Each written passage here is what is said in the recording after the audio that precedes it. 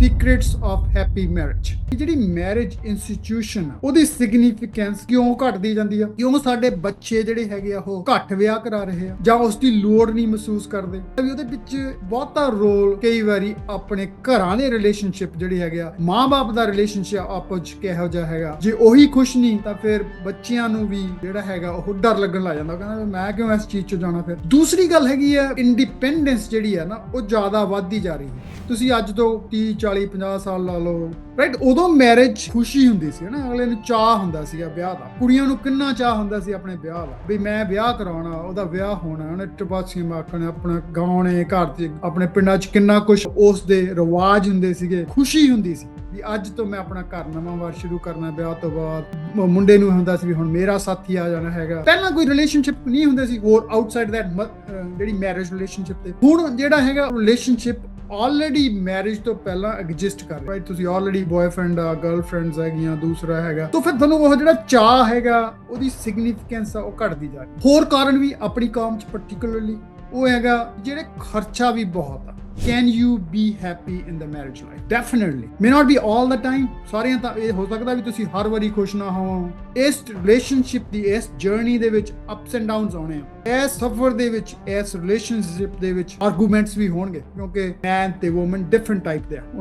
we'll talk a little bit more about it. ਉਹਨਾਂ ਦੇ difference of thinking ਜਿਹੜੀਆਂ ਹੈਗੀਆਂ ਉਹ ਵੀ ਐਗਜ਼ਿਸਟ ਕਰਨੀਆਂ। ਦੋਨਾਂ ਦੇ ਵਿਚਾਰ ਵੀ ਡਿਫਰੈਂਟ ਹੋ ਸਕਦੇ ਆ, ਆਰਗੂਮੈਂਟਸ ਵੀ ਹੋਣਗੇ, ਪਰ ਕੀ ਤੁਸੀਂ majority of the time be happy? Absolutely yes. ਪਰ ਇਹ ਸੋਚ ਲਓ ਵੀ no one is perfect. ਨਾ ਹਸਬੈਂਡ ਨੇ ਪਰਫੈਕਟ ਹੋਣਾ ਹਮੇਸ਼ਾ ਹੀ, ਨਾ ਵਾਈਫ ਨੇ ਪਰਫੈਕਟ ਹੋਣਾ ਹਮੇਸ਼ਾ ਹੀ। ਦੋਨਾਂ ਤੋਂ ਮਿਸਟੇਕਸ ਵੀ ਹੋਣੀਆਂ, ਦੋਨਾਂ ਦੇ ਵਿੱਚ ਆਰਗੂਮੈਂਟਸ ਵੀ ਹੋਣੇ ਆ, ਦੋਨਾਂ ਦੇ ਵਿੱਚ ਡਿਫਰੈਂਸਿਸ ਵੀ ਹੋਣੀਆਂ। ਪਰ ਜੇ ਤੁਸੀਂ ਇੱਕ ਗੱਲ ਸਮਝ ਕੇ ਚੱਲ ਪਈਏ ਵੀ ਅਸੀਂ ਦੋਨੇ ਜਾਣੇ ਇੱਕੋ ਟੀਮ 'ਚ, ਸਾਡਾ ਗੋਲ ਵੀ ਇੱਕੋ ਹੀ ਆ, ਸਾਡੀ ਜਰਨੀ ਵੀ ਇੱਕੋ ਹੀ ਆ, ਇਸੇ ਕਰਕੇ ਸਾਡੀ ਮੈਰਿਜ ਹੋਈ ਆ, ਇਸੇ ਕਰਕੇ ਇੱਕ ਦੂਸਰੇ ਨਾਲ ਰਹਿਣਾ ਸ਼ੁਰੂ ਕੀਤਾ, ਤਾਂ ਫਿਰ ਉਹਨਾਂ ਜਿਹੜੇ ਡਿਫਰੈਂਸਿਸ ਆ, ਉਹਨਾਂ ਜਿਹੜੇ ਆਰਗੂਮੈਂਟਸ ਨੂੰ ਆ, ਉਹਨਾਂ ਤੋਂ ਤੁਸੀਂ ਰਿਜ਼ੋਲਵ ਕਰ ਸਕਦੇ, ਉਹਨਾਂ ਤੋਂ ਅੱਗੇ ਵਧ ਸਕਦੇ। ਸੀਕ੍ਰੇਟਸ ਆਫ ਹੈਪੀ ਮੈਰਿਜ ਉਹਦੇ ਚ ਫਾਊਂਡੇਸ਼ਨ ਕੀ ਆ? ਪਹਿਲੀ ਗੱਲ ਤਾਂ ਇਹ ਹੈ ਨਾ ਜਿਹਦੇ ਨਾਲ ਤੁਸੀਂ ਵਿਆਹ ਕਰਾਉਣਾ, ਤੁਸੀਂ ਉਸ ਪਾਰਟਨਰ ਨੂੰ ਲੱਭ ਰਹੇ ਹੋ। ਹੁਣ ਫਾਊਂਡੇਸ਼ਨ ਲਈ ਤੁਹਾਨੂੰ ਜ਼ਰੂਰੀ ਆ ਵੀ ਉਹ ਜਿਹੜਾ ਸੀਮੈਂਟ ਕਿਹੜਾ ਪੈਣਾ, ਕਿਹੜੇ ਬੰਦੇ ਨੇ ਆਉਣਾ, ਕੀ ਆਉਣਾ, ਸਾਰਾ ਕੁਝ ਉਹ ਜ਼ਰੂਰੀ ਆ, ਇਹ ਉਹਦੀਆਂ ਕੁਆਲਿਟੀਜ਼ ਲਈ। ਉਹ ਜਦੋਂ ਤੁਸੀਂ trying to find a partner, what should you look for? ਕਿਹੜਾ ਇਨਸਾਨ ਤੁਹਾਡੇ ਲਈ ਫਿੱਟ ਆ ਇਸ ਸਫ਼ਰ ਦੇ ਵਿੱਚ ਤੁਹਾਡਾ ਸਾਥ ਦੇਣ ਕਰਦਾ। ਉਹ ਨਾ ਤੁਸੀਂ ਕਹਿ ਲਓ ਵੀ ਅਰੇਂਜਡ ਮੈਰਿਜ ਆ ਜਾਂ ਉਹ ਲਵ ਮੈਰਿਜ ਆ, ਰਾਈਟ, ਡਸਨਟ ਮੈਟਰ, ਪਰ ਉਹਦੇ ਪਿੱਛੇ ਜਿਹੜੀ ਹੈਗੀ ਆ, ਚਾਹੇ ਉਹ ਲਵ ਮੈਰਿਜ, ਰਾਈਟ, ਚਾਹੇ ਅੱਜ ਕੱਲ ਬੱਚੇ ਜਿਹੜੇ ਹੈਗੇ ਅਰੇਂਜ ਮੈਰਿਜ ਤੋਂ ਭੱਜਦੇ ਆ, ਉਹ ਕਹਿੰਦੇ ਨਾ ਅਸੀਂ ਆਪੇ ਲੱਭਾਂਗੇ। Yeah, sure, that's fine, that's not a problem, but the foundation to that is, are you finding the right person? Because this journey ਜਿਹੜੀ 50-60 ਸਾਲ ਦੀ ਤੁਸੀਂ ਕਮਿਟ ਕਰਨੀ ਹੈ, ਉਹ ਇੰਨੀ ਈਜ਼ੀ ਨਹੀਂ ਹੋਣੀ। ਉਹ ਜੇ ਤੁਸੀਂ ਜਸਟ ਇੱਕ emotional touch and feel relationship ਕਰਦੇ ਹੋ ਕਿਸੇ ਨਾਲ, ਉਹ ਕਿਸੇ ਨੂੰ ਮਿਲੇ ਤਾਂ ਉਹਨਾਂ ਨਾਲ ਹੋ ਗਿਆ, ਪਰ ਉਹਦੀ ਹਰੀ ਬੈਕਗ੍ਰਾਉਂਡ ਜਿਹੜੀ ਹੈਗੀ ਆ, ਜਿਹਦੀ ਜੇ ਬੇਸਿਕ ਚੀਜ਼ਾਂ ਉਹ ਤੁਹਾਡੀ ਚੈੱਕਲਿਸਟ ਜਿਹੜੀ ਹੈਗੀ ਆ ਉਹ ਪੂਰੀ ਨਹੀਂ ਹੈਗੀ ਨਾ, ਤਾਂ ਫਿਰ ਤੁਹਾਡੀ ਫਾਊਂਡੇਸ਼ਨ ਜਿਹੜੀ ਹੈਗੀ ਆ ਉਹ ਵੀਕ ਰਹਿ ਜਾਣੀ। ਫਾਊਂਡੇਸ਼ਨ ਦੀਆਂ ਜਿਹੜੀਆਂ 4-5 ਚੀਜ਼ਾਂ ਥੋੜ੍ਹੀਆਂ ਇੰਪੋਰਟੈਂਟ ਚੀਜ਼ਾਂ ਉਹ ਹੈਗੀਆਂ ਵੀ basic checklist, is that person a good fit.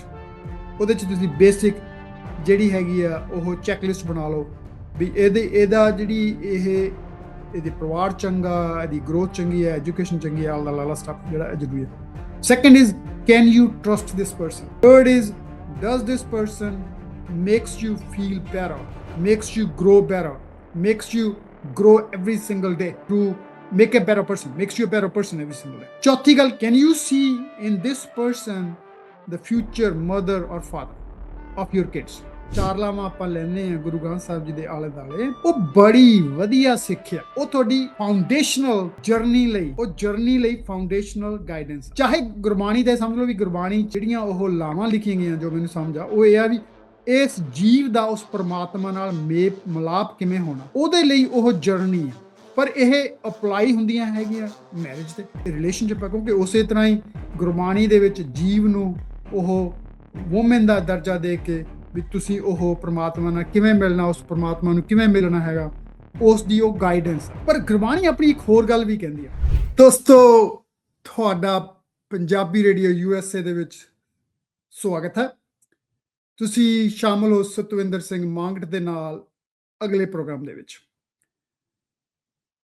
ਦੋਸਤੋ, ਜਿਹੜੀ ਅੱਜ ਆਪਾਂ ਗੱਲ ਕਰਨੀ ਆ, ਆਈ ਥਿੰਕ ਜੇ ਤੁਸੀਂ ਕਿਸੇ ਰਿਲੇਸ਼ਨਸ਼ਿਪ ਦੀ ਗੱਲ ਕਰੋ ਅਦਰ ਦੈਨ ਪੇਰੈਂਟਸ, ਮਾਂ-ਬਾਪ ਦੇ ਰਿਲੇਸ਼ਨਸ਼ਿਪ ਨਾਲ ਜਾਂ ਮਾਂ ਦੇ ਨਾਲ ਰਿਲੇਸ਼ਨਸ਼ਿਪ ਦੇ ਨਾਲੋਂ ਉਹ ਜਿਹੜਾ ਰਿਲੇਸ਼ਨਸ਼ਿਪ ਹੈ ਨਾ ਉਹ ਹਸਬੈਂਡ ਤੇ ਵਾਈਫ ਦਾ ਉਹ ਸੈਕਰਡ ਰਿਲੇਸ਼ਨਸ਼ਿਪ ਆ ਤੇ ਉਸ ਰਿਲੇਸ਼ਨਸ਼ਿਪ ਦਾ ਚੰਗਾ ਹੋਣਾ ਇੰਨਾ ਇੰਪੋਰਟੈਂਟ ਆ ਨਾ ਕਿ ਉਸ ਪਰਿਵਾਰ ਲਈ ਬਟ ਉਸ ਸੁਸਾਇਟੀ ਲਈ ਉਸ ਕੌਮ ਲਈ।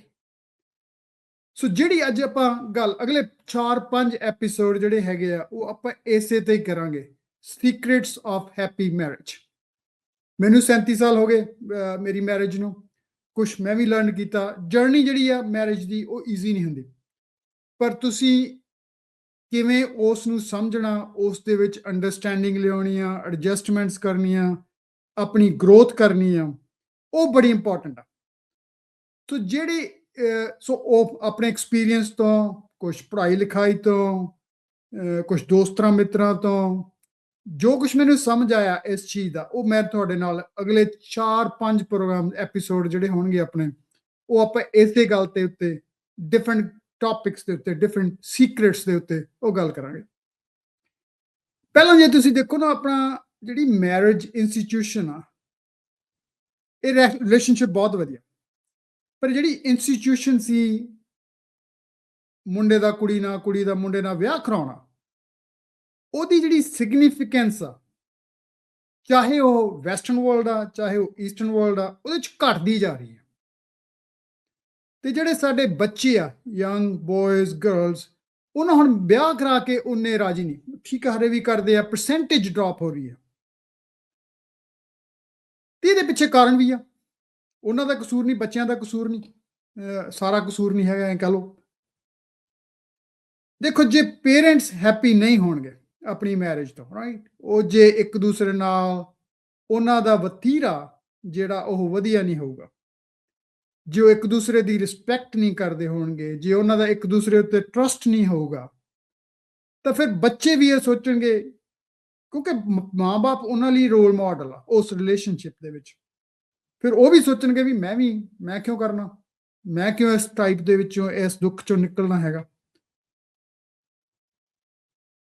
USA ਦੇ ਵਿੱਚ ਜੇ ਤੁਸੀਂ ਦੇਖੋ ਤਾਂ ਡਿਵੋਰਸ ਰੇਟ ਜਿਹੜਾ ਹੈਗਾ ਨਾ ਉਹ 40-45% ਆ, ਚਲੋ 30% ਤੋਂ ਲੈ ਕੇ 60% ਤੱਕ ਜਿਵੇਂ ਵੀ ਹੈਗਾ, ਥੋੜਾ ਘਟ ਰਿਹਾ ਹੈਗਾ, ਪਰ 40% ਜਿਹੜਾ ਹੈਗਾ ਤੁਸੀਂ ਕਹ ਲਓ ਵੀ ਡਿਵੋਰਸ ਰੇਟ ਆ। ਈਸਟਰਨ ਵਰਲਡ ਦੇ ਵਿੱਚ, ਇੰਡੀਆ ਦੇ ਵਿੱਚ ਲਾ ਲਓ, ਦੂਸਰੇ ਲਾ ਲਓ, ਉਹ ਭਾਵੇਂ ਰੇਟ ਉਹਦਾ ਘੱਟ ਆ, 15-20% ਹੋਊਗਾ, ਪਰ ਜੇ ਤੁਸੀਂ ਓਵਰਆਲ ਇਸ ਰਿਲੇਸ਼ਨਸ਼ਿਪ ਦੇ ਵਿੱਚ ਆਪਾਂ ਦੇਖੀਏ ਤਾਂ ਖੁਸ਼ ਬਹੁਤ ਥੋੜੇ ਇਨਸਾਨ ਆ, ਰਾਈਟ। ਕੋਈ ਨਾ ਕੋਈ ਝਗੜਾ, ਕੋਈ ਨਾ ਕੋਈ ਕਲੇਸ਼ ਉਹ ਚੱਲੀ ਜਾਂਦਾ ਹਰ ਪਰਿਵਾਰ ਦੇ ਵਿੱਚ, ਜਿੱਥੇ ਜਿੱਥੇ ਮਰਜ਼ੀ ਤੁਸੀਂ ਉਹ ਦੇਖ ਲਓ।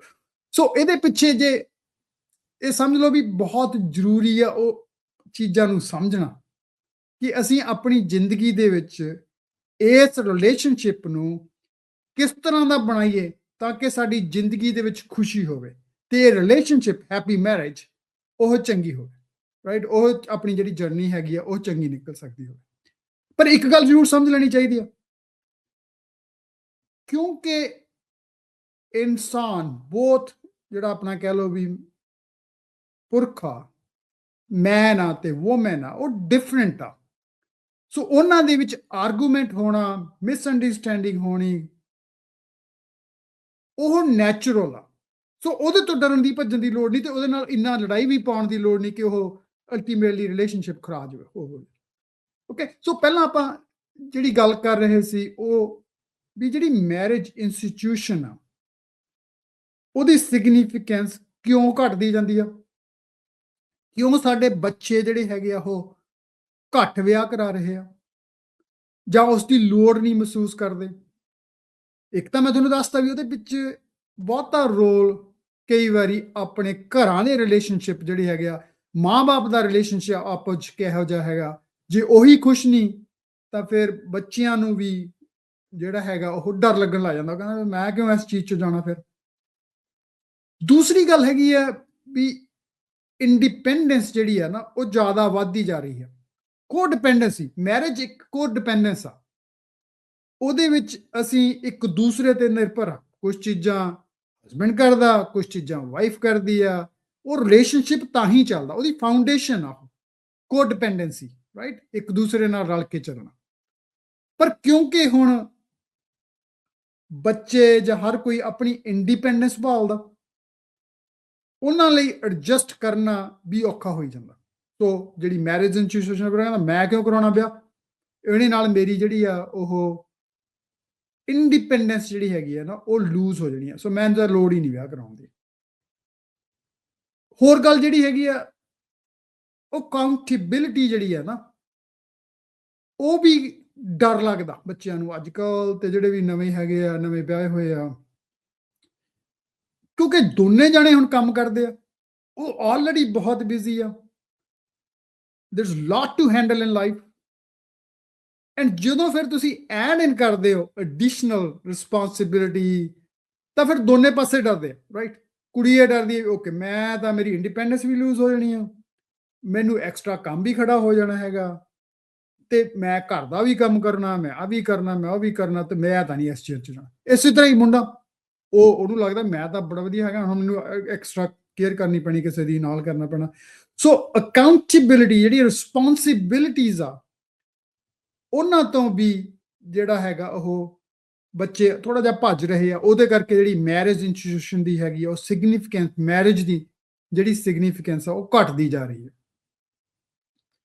ਹੋਰ ਕਿਸੇ ਦਾ ਰਿਲੇਸ਼ਨਸ਼ਿਪ, ਰਾਈਟ, ਜਦੋਂ ਤੁਸੀਂ ਅੱਜ ਤੋਂ 30 40 50 ਸਾਲ ਲਾ ਲਓ ਪਹਿਲਾਂ ਦੀ ਗੱਲ ਕਰ ਦੇਖੋ, ਆਪਣੇ ਬਜ਼ੁਰਗ ਸਾਡੇ ਆਪਣੇ ਦੱਸਦੇ ਹਨ, ਰਾਈਟ, ਉਦੋਂ ਮੈਰਿਜ ਉਹ ਇਹ ਸਮਝ ਲਓ ਵੀ ਖੁਸ਼ੀ ਹੁੰਦੀ ਸੀ ਨਾ, ਅਗਲੇ ਨੂੰ ਚਾਅ ਹੁੰਦਾ ਸੀਗਾ ਵਿਆਹ ਦਾ, ਆਪਣਾ ਕੁੜੀਆਂ ਨੂੰ ਕਿੰਨਾ ਚਾਅ ਹੁੰਦਾ ਸੀ ਆਪਣੇ ਵਿਆਹ ਦਾ, ਵੀ ਮੈਂ ਵਿਆਹ ਕਰਾਉਣਾ, ਉਹਦਾ ਵਿਆਹ ਹੋਣਾ, ਉਹਨੇ ਟਪਾਸੀਆਂ ਮਾਰਕਣੇ, ਆਪਣਾ ਗਾਉਣੇ ਘਰ 'ਚ, ਆਪਣੇ ਪਿੰਡਾਂ 'ਚ ਕਿੰਨਾ ਕੁਛ ਉਹਦੇ ਮਤਲਬ ਉਸ ਦੇ ਰਿਵਾਜ ਹੁੰਦੇ ਸੀਗੇ, ਖੁਸ਼ੀ ਹੁੰਦੀ ਸੀ ਵੀ ਅੱਜ ਤੋਂ ਮੈਂ ਆਪਣਾ ਘਰ ਨਵਾਂ ਵਾਰ ਸ਼ੁਰੂ ਕਰਨਾ। ਵਿਆਹ ਤੋਂ ਬਾਅਦ ਮੁੰਡੇ ਨੂੰ ਹੁੰਦਾ ਸੀ ਵੀ ਹੁਣ ਮੇਰਾ ਸਾਥੀ ਆ ਜਾਣਾ ਹੈਗਾ, ਤੇ ਪਹਿਲਾਂ ਕੋਈ ਰਿਲੇਸ਼ਨਸ਼ਿਪ ਨਹੀਂ ਹੁੰਦੇ ਸੀ ਹੋਰ ਆਊਟਸਾਈਡ ਦੈਟ, ਜਿਹੜੀ ਮੈਰਿਜ ਰਿਲੇਸ਼ਨਸ਼ਿਪ। ਤੇ ਹੁਣ ਜਿਹੜਾ ਹੈਗਾ ਉਹਦੀ ਵੀ ਜਿਹੜੀ ਹੈਗੀ ਆ ਉਹ ਰਿਲੇਸ਼ਨਸ਼ਿਪ ਆਲਰੇਡੀ ਮੈਰਿਜ ਤੋਂ ਪਹਿਲਾਂ ਐਗਜ਼ਿਸਟ ਕਰ ਰਿਹਾ, ਰਾਈਟ। ਤੁਸੀਂ ਆਲਰੇਡੀ ਬॉयਫ੍ਰੈਂਡ ਆ, ਗਰਲਫ੍ਰੈਂਡਸ ਹੈਗੀਆਂ, ਦੂਸਰਾ ਹੈਗਾ। ਸੋ ਫਿਰ ਤੁਹਾਨੂੰ ਉਹ ਜਿਹੜਾ ਚਾਅ ਹੈਗਾ ਉਹਦੀ ਸਿਗਨੀਫੀਕੈਂਸ ਆ ਉਹ ਘਟਦੀ ਜਾ ਰਹੀ ਹੈ। ਹੋਰ ਕਾਰਨ ਵੀ ਆਪਣੀ ਕੌਮ 'ਚ ਪਾਰਟਿਕੂਲਰਲੀ ਉਹ ਹੈਗਾ ਵੀ ਜਿਹੜੇ ਖਰਚਾ ਵੀ ਬਹੁਤ ਆ, ਰਾਈਟ। ਲਾਸਟ ਵੀਕ ਮੈਂ ਜਿਹੜਾ ਕਿਸੇ ਦੀ ਮੈਰਿਜ ਤੇ ਸੀ, ਵੀ ਇੱਕ ਤਾਂ 4 ਦਿਨ ਮੈਰਿਜ ਚੱਲਦੀਆਂ, ਫਿਰ ਉੱਥੇ ਰੀਅਲੀ ਐਕਸਪੈਂਸਿਵ ਮੈਰਿਜ, ਕਿਉਂਕਿ ਤੁਸੀਂ ਕਿੰਨੇ ਫੰਕਸ਼ਨ ਕਰ ਰਹੇ ਹੋਗੇ ਹਨਾ, ਪਾਰਟੀ ਵੀ ਹੈਗੀ ਆ, ਵਿਆਹ ਵੀ ਹੈਗਾ, ਫਿਰ ਜਾਗੋ ਹੋ ਗਈ, ਫਿਰ ਸੰਗੀਤ ਹੋ ਗਿਆ, ਫਿਰ ਹੋਰ ਹੋ ਗਿਆ। ਸੋ ਇੰਨੀ ਜ਼ਿਆਦਾ ਜਿਹੜੀ ਜਦੋਂ ਤੁਸੀਂ ਹਜ਼ਾਰਾਂ hundreds of people come meet ਔਰ ਮੈਰਿਜ ਦੇ ਉੱਤੇ, ਤੇ ਜਿਹੜਾ ਫਿਰ ਉਹਦਾ ਖਰਚਾ ਵੀ ਆ ਨਾ ਉਹ ਵੀ ਫਿਰ ਕਈ ਵਾਰੀ ਤੁਹਾਨੂੰ ਮਤਲਬ ਡਰ ਲਾ ਦਿੰਦਾ ਹੈ, ਰਾਈਟ, ਕਿਉਂਕਿ ਬਹੁਤ ਵੱਧ ਗਿਆ ਆਪਣਾ ਦਿਖਾਵਾ ਵੀ। ਸੋ ਜਿਹੜੀ ਮੈਰਿਜ ਆ ਉਹ ਦਿਖਾਵੇ 'ਚ ਨਹੀਂ ਹੈਗੀ, ਉਹ ਮੈਰਿਜ ਤਾਂ ਹੈਗਾ, ਇਹ ਤਾਂ ਇੰਨਾ ਪਵਿੱਤਰ ਰਿਸ਼ਤਾ ਹੈਗਾ ਵੀ ਜਿਹੜਾ ਜਿੰਨੇ ਸਿੰਪਲ ਰੱਖ ਕੇ ਉਸ ਕਮਿਟਮੈਂਟ ਤੇ ਤੁਰੋਗੇ ਉਹਨਾਂ ਭਾਰ ਘਟੂਗਾ, ਉਹਨਾਂ ਤੁਹਾਡੇ ਤੇ ਬੋਝ ਜਿਹੜਾ ਘਟੂਗਾ। ਇਹ ਨਹੀਂ ਹੈਗਾ ਵੀ ਆਪਣੀ ਬਿਲਕੁਲ ਤੁਹਾਨੂੰ ਆਪਾਂ ਨੂੰ ਸਾਰਿਆਂ ਨੂੰ ਜਿਹੜੀ ਉਹ ਮੈਰਿਜ ਇੰਸਟੀਟਿਊਸ਼ਨ ਹੈਗੀ ਆ ਉਹ ਮੈਰਿਜ ਨੂੰ ਉਹਨੂੰ ਇੰਜੋਏ ਕਰਨਾ ਚਾਹੀਦਾ। ਸੋ ਅਗਲੀ ਗੱਲ ਕਰਨ ਤੋਂ ਪਹਿਲਾਂ ਆਪਾਂ ਨੂੰ ਜਿਹੜੀ ਹੈਗਾ ਉਹ ਹੈ ਵੀ ਮੈਰਿਜ ਜਿਹੜੀ ਆ ਨਾ ਉਹ ਇੱਕ ਬਹੁਤ ਹੀ ਵਧੀਆ ਇੰਸਟੀਟਿਊਸ਼ਨ ਆ, ਜਿਹੜਾ ਸੰਸਾਰ ਦੇ ਵਿੱਚ ਪਰਮਾਤਮਾ ਦੀ ਕ੍ਰੀਏਸ਼ਨ ਆ।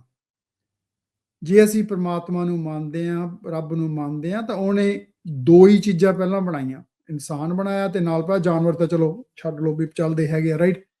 ਪਰ ਉਹ ਦੋਨੇ ਜਿਹੜੀਆਂ ਚੀਜ਼ਾਂ ਸੀ ਉਹ ਉਹਨਾਂ ਨੂੰ ਰੋਲ ਦਿੱਤਾ ਇੱਕ, ਵੀ ਤੁਸੀਂ ਜਿਹੜੀ ਇਸ ਸੰਸਾਰ ਦੀ ਤਰੱਕੀ ਆ, ਤੋਰਨਾ ਹੈਗਾ ਇਸ ਸੰਸਾਰ ਦੇ ਵਿੱਚ, ਉਹਦੀ ਜ਼ਿੰਮੇਵਾਰੀ ਲਾਤੀ। ਇਨਸਾਨ ਦੀ ਬੰਦੇ ਦੀ ਇੱਕ ਜ਼ਿੰਮੇਵਾਰੀ ਲਾਤੀ, ਜਿਵੇਂ ਬੀਬੀਆਂ ਉਹ ਜਨਮ ਦਿੰਦੀਆਂ ਹੈਗੀਆਂ, ਉਹ ਮਾਂ ਬਾਪ ਮਤਲਬ ਤੁਸੀਂ ਇਹ ਕਹ ਲਓ ਰੱਬ ਤੋਂ ਦੂਜਾ ਰੂਪ ਆ ਮਾਂ ਦਾ, ਕਿਉਂਕਿ ਉਹ ਕ੍ਰੀਏਸ਼ਨ ਜਿਹੜੀ ਆ ਉਹ ਕਰਦੀ ਆ, ਠੀਕ ਆ, ਪਾਰਟਿਸਿਪੇਸ਼ਨ ਹੈਗੀ ਆ। ਦੂਸਰਾ ਹੈਗਾ ਪਰ ਮਾਂ ਦਾ ਬਹੁਤ ਵੱਡਾ ਰੋਲ ਆ ਇਸ ਸ੍ਰਿਸ਼ਟੀ ਨੂੰ, ਇਸ ਸੰਸਾਰ ਨੂੰ ਅੱਗੇ ਤੋਰਨ ਦੇ ਵਿੱਚ। ਸੋ ਇਹ ਸਟੇਟ ਆਫ ਮਾਈਂਡ ਆ, ਰਾਈਟ। ਖੁਸ਼ੀ ਜਿਹੜਾ ਰਿਲੇਸ਼ਨਸ਼ਿਪ ਹੈਗਾ, ਹੈਪੀ ਮੈਰਿਜ ਹੈਗੀ ਆ, ਉਹਦੇ ਸੀਕ੍ਰੇਟਸ ਕੀ ਆ, ਇਹ ਸਟੇਟ ਆਫ ਮਾਈਂਡ ਆ। ਜੇ ਤੁਸੀਂ ਉਸ ਨੂੰ ਆਪਣੇ ਸਟੇਟ ਆਫ ਮਾਈਂਡ ਦੇ ਵਿੱਚ ਲਿਆਓਗੇ ਵੀ ਮੈਂ ਇਹ ਚੀਜ਼ਾਂ ਕਰ ਸਕਦਾ, ਮੈਨੂੰ ਵੀ ਇਸ ਤਰ੍ਹਾਂ ਕਰਨਾ ਚਾਹੀਦਾ ਹੈਗਾ ਆਪਣੀ ਜ਼ਿੰਦਗੀ ਦੇ ਸਫ਼ਰ ਨੂੰ ਚੰਗਾ ਬਤਾਉਣ ਦੀ ਖਾਤਰ, ਫਿਰ definitely possible. So question then ਖੜਾ ਹੁੰਦਾ ਵੀ can you be happy in the marriage life? Definitely. May not be all the time, ਸਾਰਿਆਂ ਤਾਂ ਇਹ ਹੋ ਸਕਦਾ ਵੀ ਤੁਸੀਂ ਹਰ ਵਾਰੀ ਖੁਸ਼ ਨਾ ਹੋਵੋ। ਇਸ ਰਿਲੇਸ਼ਨਸ਼ਿਪ ਦੀ ਇਸ ਜਰਨੀ ਦੇ ਵਿੱਚ ਅਪਸ ਐਂਡ ਡਾਊਨਸ ਆਉਣੇ ਆ। ਇਸ ਸਫ਼ਰ ਦੇ ਵਿੱਚ, ਇਸ ਰਿਲੇਸ਼ਨਸ਼ਿਪ ਦੇ ਵਿੱਚ ਆਰਗੂਮੈਂਟਸ ਵੀ ਹੋਣਗੇ, ਕਿਉਂਕਿ ਬੰਦਾ, ਮੈਨ ਤੇ ਵੂਮਨ ਡਿਫਰੈਂਟ ਟਾਈਪ ਦੇ ਆ। Will talk little bit more about it. ਉਹਨਾਂ ਦੇ ਡਿਫਰੈਂਸ ਆਫ ਥਿੰਕਿੰਗ ਜਿਹੜੀਆਂ ਹੈਗੀਆਂ ਉਹ ਵੀ ਐਗਜ਼ਿਸਟ ਕਰਨੀਆਂ। ਦੋਨਾਂ ਦੇ ਵਿਚਾਰ ਵੀ ਡਿਫਰੈਂਟ ਹੋ ਸਕਦੇ ਆ, ਆਰਗੂਮੈਂਟਸ ਵੀ ਹੋਣਗੇ, ਪਰ ਕੀ ਤੁਸੀਂ majority of the time be happy? Absolutely yes. ਪਰ ਇਹ ਸੋਚ ਲਓ ਵੀ ਨੋ ਵਨ ਇਜ਼ ਪਰਫੈਕਟ। ਨਾ ਹਸਬੈਂਡ ਨੇ ਪਰਫੈਕਟ ਹੋਣਾ ਹਮੇਸ਼ਾ ਹੀ, ਨਾ ਵਾਈਫ ਨੇ ਪਰਫੈਕਟ ਹੋਣਾ ਹਮੇਸ਼ਾ ਹੀ। ਦੋਨਾਂ ਤੋਂ ਮਿਸਟੇਕਸ ਵੀ ਹੋਣੀਆਂ, ਦੋਨਾਂ ਦੇ ਵਿੱਚ ਆਰਗੂਮੈਂਟਸ ਵੀ ਹੋਣੇ ਆ, ਦੋਨਾਂ ਦੇ ਵਿੱਚ ਡਿਫਰੈਂਸਿਸ ਵੀ ਹੋਣੇ ਆ। ਪਰ ਜੇ ਤੁਸੀਂ ਇੱਕ ਗੱਲ ਸਮਝ ਕੇ ਚੱਲ ਪਈਏ ਵੀ ਅਸੀਂ ਦੋਨੇ ਜਾਣੇ ਇੱਕੋ ਟੀਮ 'ਚ, ਸਾਡਾ ਗੋਲ ਵੀ ਇੱਕੋ ਹੀ ਆ, ਸਾਡੀ ਜਰਨੀ ਵੀ ਇੱਕੋ ਹੀ ਆ, ਇਸੇ ਕਰਕੇ ਸਾਡੀ ਮੈਰਿਜ ਹੋਈ ਆ, ਇਸੇ ਕਰਕੇ ਇੱਕ ਦੂਸਰੇ ਨਾਲ ਰਹਿਣਾ ਸ਼ੁਰੂ ਕੀਤਾ, ਤਾਂ ਫਿਰ ਉਹਨਾਂ ਜਿਹੜੇ ਡਿਫਰੈਂਸਿਸ ਆ, ਉਹਨਾਂ ਜਿਹੜੇ ਆਰਗੂਮੈਂਟਸ ਨੂੰ ਆ, ਉਹਨਾਂ ਤੋਂ ਤੁਸੀਂ ਰਿਜ਼ੋਲਵ ਕਰ ਸਕਦੇ, ਉਹਨਾਂ ਤੋਂ ਅੱਗੇ ਵੱਧ ਸਕਦੇ, ਰਾਈਟ। ਸੋ ਮੈਂ ਪਹਿਲਾਂ ਦੱਸਿਆ ਵੀ ਆਪਾਂ ਗੱਲ ਕੀਤੀ ਵੀ ਪਰਮਾਤਮਾ ਦੀ ਜਿਹੜੀ ਸ੍ਰਿਸ਼ਟੀ ਆ, ਜੇ ਪਰਮਾਤਮਾ ਨੇ ਇਸ ਸੰਸਾਰ ਨੂੰ ਅੱਗੇ ਤੋਰਨਾ ਸੀ, ਉਹਨੇ ਬੰਦਾ ਤੇ ਔਰਤ, ਮੈਨ ਐਂਡ ਵੂਮਨ, ਉਹਨਾਂ ਦੀ ਕ੍ਰੀਏਸ਼ਨ ਕੀਤੀ।